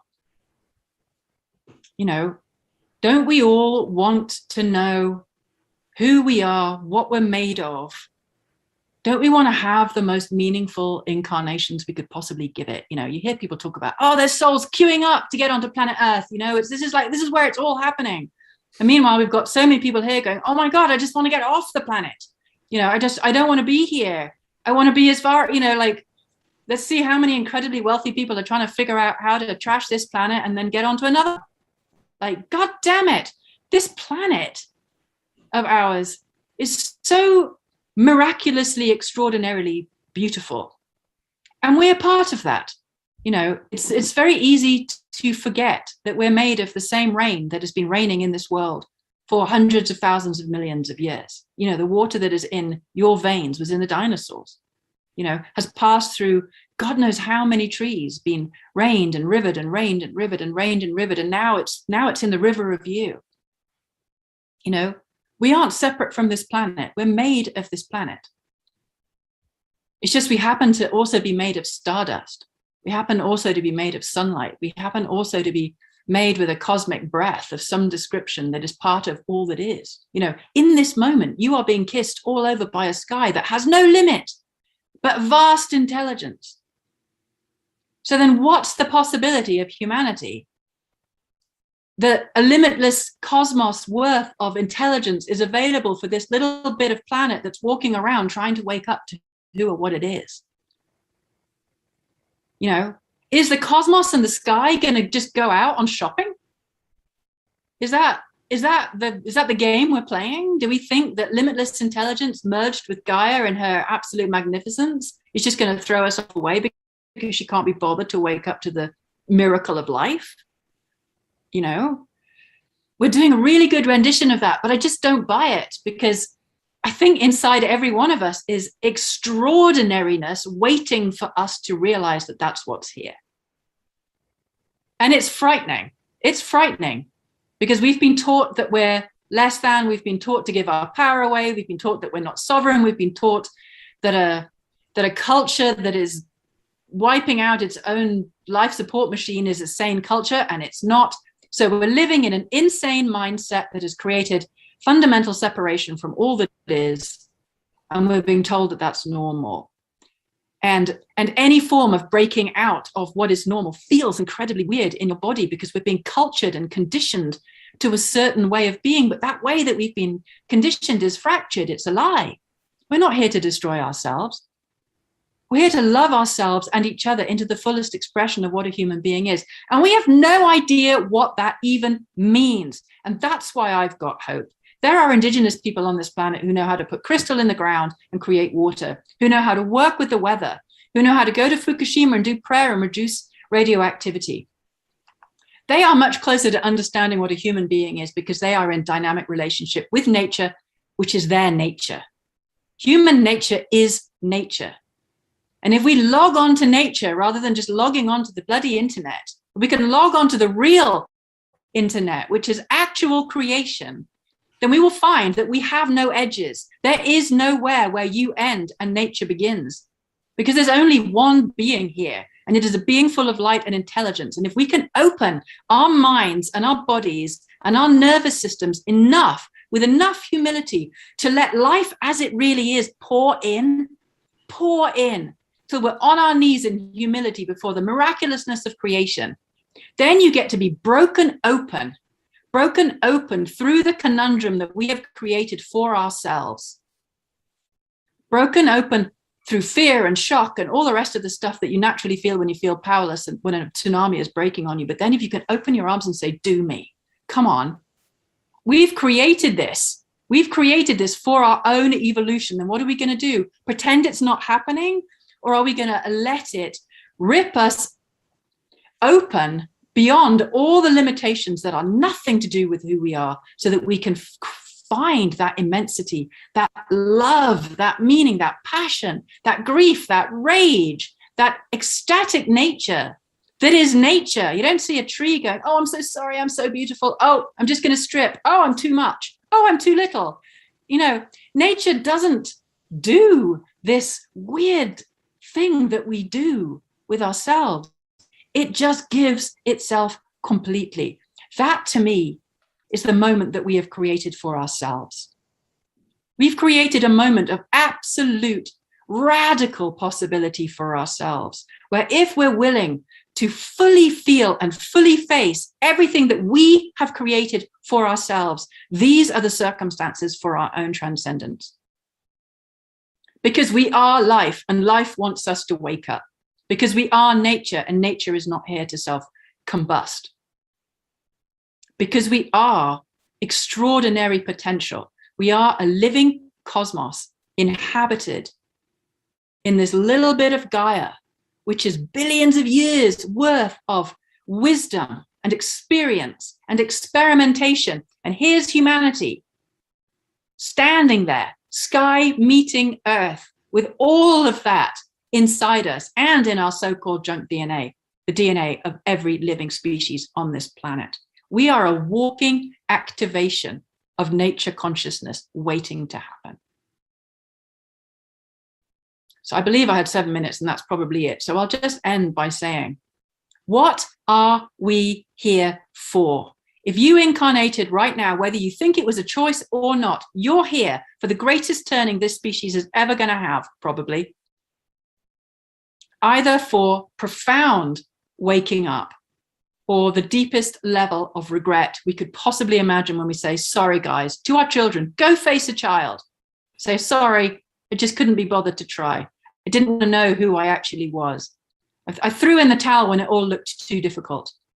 Or you just go, hell yes, bring it on. Here we are. This is what I've created for myself. This is what I want. I want to wake up. I want to know who I am. I want to know what's possible. I want to know what everybody is capable of through radical shared responsibility and humility before the magnificence of what a human being is, which we can discover if we're willing to drop what we've been taught we are, because it's nothing to do with what a human being actually is. This is not us. And there we have it. Mwah! I love that woman. She is so in connection to, it's like God coming through Claire Dubois. You know, it's life coming through Claire Dubois. She is such a powerful, powerful speaker. So while she was chatting, or while she was presenting this beautiful wisdom, I did go through the chat box and really enjoyed reading what everybody wrote. So helpful to get your feedback, and I'm really glad to see how many of you would still come on Saturday night, even if it's a replay, or Scott doing what I'm doing right now, which is showing some favorite segments. And I also really noted how many of you love magic and magicians and Paul Draper and Sean Jay. So duly noted. So when I'm showing segments, I'll make sure that we include some of the wonderful magic that Paul and Sean have provided us. And they're great. I love those guys. And all the magicians that have been on the show. You know, there's a whole evolution that's taken place, obviously. You know, Saturday Night Live started, we thought we were just going to do it for a few weeks, and then it turned into a few months, and here we are 2.5 years later in different evolutions. And one of the things that happens is, as I get to know all of you, as I get to know Kristen Hoffman or Claire Dubois, you know, we develop friendships, we develop relationships. And there was somebody who had been watching the show faithfully, like many of you have said, I've been with you since the beginning, which I love reading that. And I also appreciate all of you who are watching for the first time tonight. But Omashar was one of the people that were watching week after week. And he said, well, you know, I'm a musician, and maybe you might want to show one of my videos sometime, or maybe I could play. So I went to his YouTube channel and I watched one of his videos. Wow, this guy's good. And so I invited him to play, and he started coming every week and being on every show. And now he's become our house musician. And the only reason he's not here tonight is because the plan had been for me to be in Ashland, Oregon for the Relax Expansion Festival. And of course, many of you were here a few weeks ago when we had artists from Relax Expansion with us. And we spent a whole weekend dedicated to promoting the Relax Expansion Festival. Unfortunately, when I fell ill, I just realized there's no way I could go to Ashland. I needed to stay here, which is good because I'm able to be here and do Awakening World from here this weekend with my loyal, faithful dog, Jasmine Bear, who's been loving me up. Omashar, meanwhile, left from Colorado, bought tickets to come to Relax Expansion to meet me there. So he's there, I'm not. But he's been wonderful. He's been sending me videos of what's happening there. So I'm experiencing it vicariously through Omashar. And I'm going to take a minute for us now to experience Omashar vicariously by watching one of his videos. And this is the very first video that I saw when I went to his YouTube channel. And again, you can get all of his videos by going to YouTube and just put in Omashar Music. But here we go. I love this video. It's called Kingdom of Gold.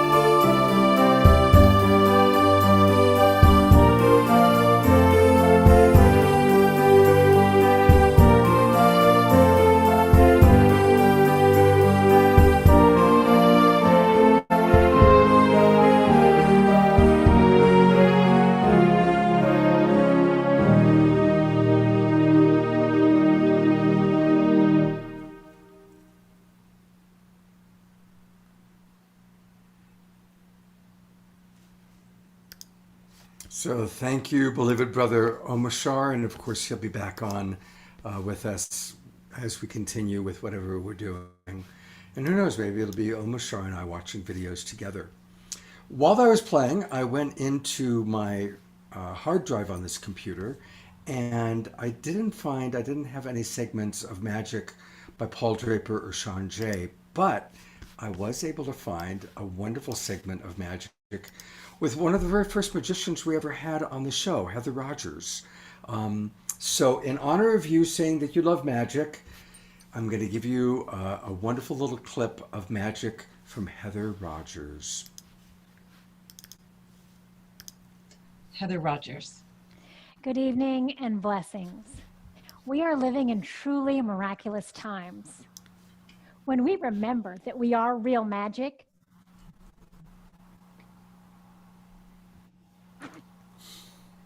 we realize that anything can happen. If you could look into this crystal ball and see your best possible future, what would that look like? Look now and dare to imagine where you are, who you're with, what you are co-creating, and all the ripple of good that is coming out from that. Tonight, I invite you beyond the new normal into the new extraordinary.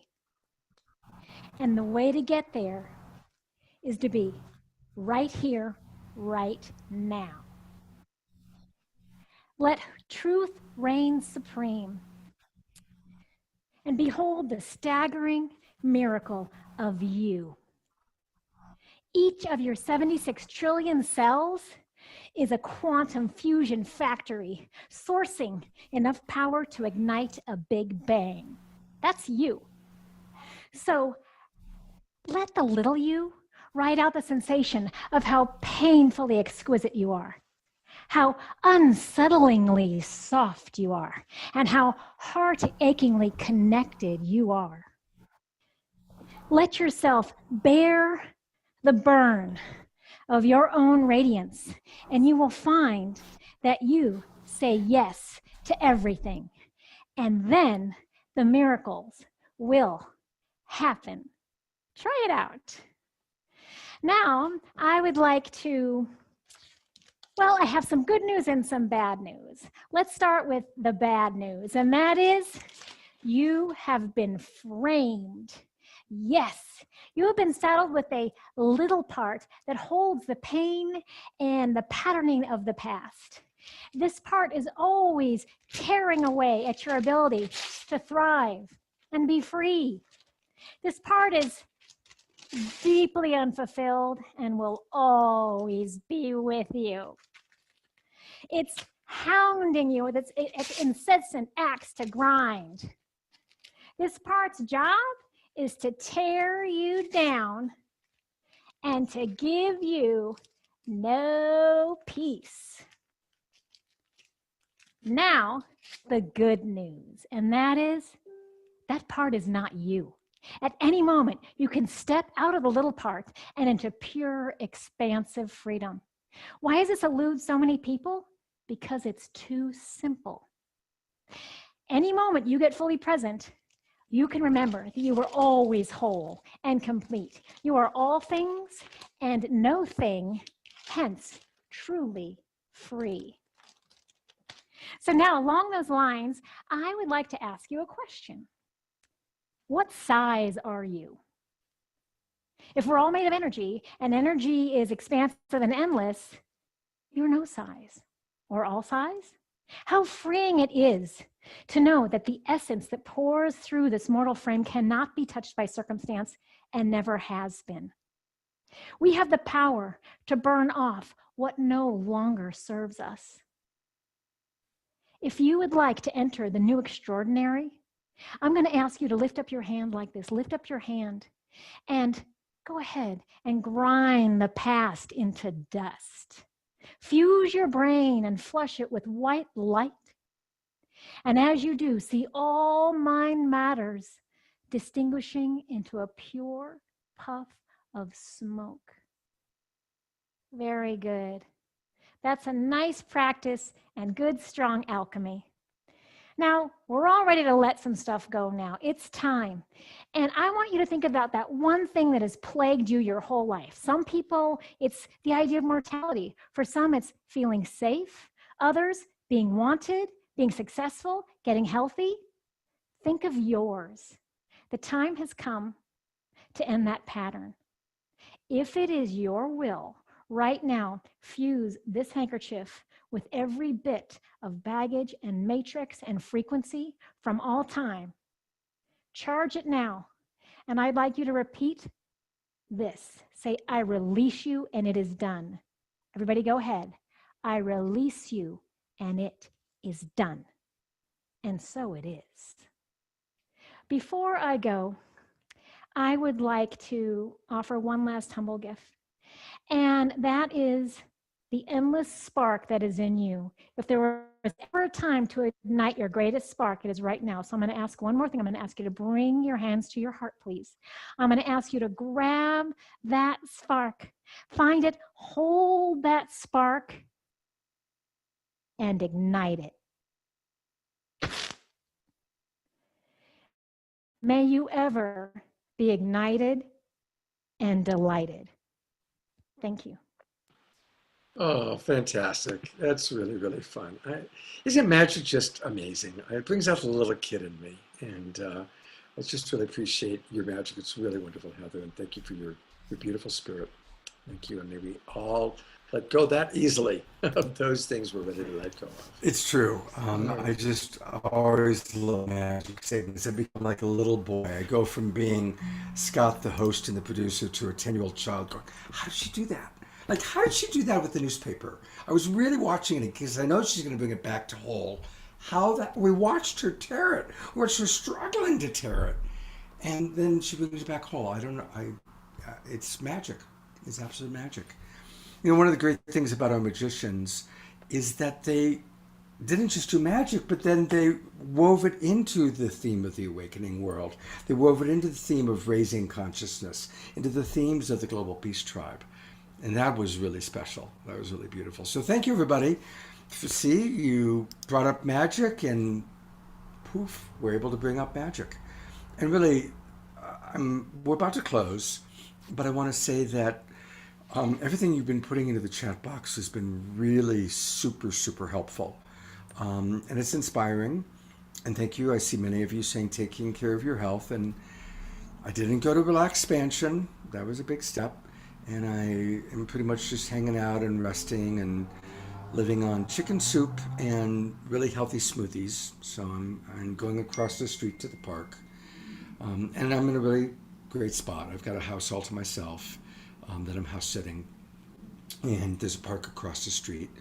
And after the show is over in whatever, 10, 15 minutes, I'm going to go take my dog, who's been very faithful. Thank God for Jasmine Bear. She's right here.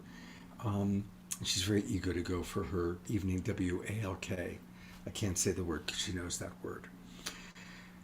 All right. Well, thank you, everybody. I am going to close by bringing Kristen Hoffman back up one last time. And this is the Salome that she spontaneously created as part of our wonderful, wonderful concert. And thank you. I love you all so very, very much. Your comments are really meaning the world to me. And how blessed we all are to gather on Saturday nights or on Friday nights or on Sunday mornings and to commune together. And I've loved it. I've loved doing these shows. I've loved hosting and bringing people and meeting all of you and playing a role in building this tribe. So thank you very, very much. And what a wonderful way to close this out. And I want to bring Debbie on one last time. Thank you, Debbie, for all that you've done to help make this season go smoothly. Really, really grateful for it. So thank you, Debbie Johnston. Thank you very much. Thank you so much. Yeah. All right. Let's let Kristen Hoffman bring us to bed.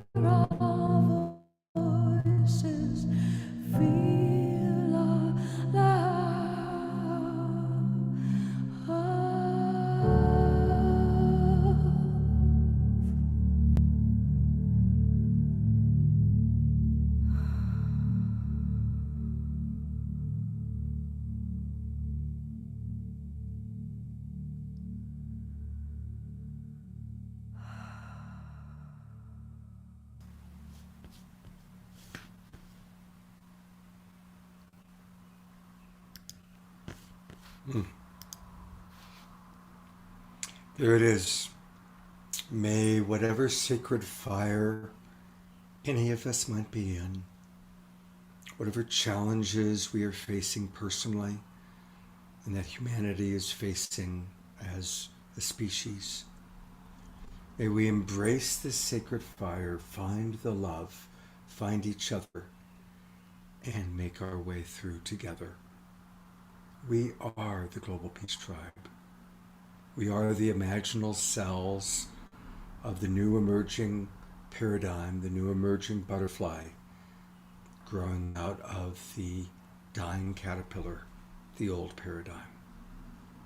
I'm so honored to share this journey with each and every one of you. Your comments have meant so much to me tonight. I've done over 400 shows since the pandemic. And truly, honestly, tonight has been one of my absolute favorite shows. I didn't even know if I was going to do a show this weekend because I was pretty sick, and I felt a little bit better. And then at the last minute, I invited John and Becky and Ben, and they popped on and pulled together some segments, and that's been wonderful. But all of your comments, all of what you've shared, has really made this one of my all-time favorite Saturday nights. So thank you, everybody. Hopefully I'll see some of you tomorrow morning for the Sacred Sunday show, 10 o'clock Pacific time, 1 o'clock Eastern. And thank you very much. Have a beautiful evening. God's blessings and good night.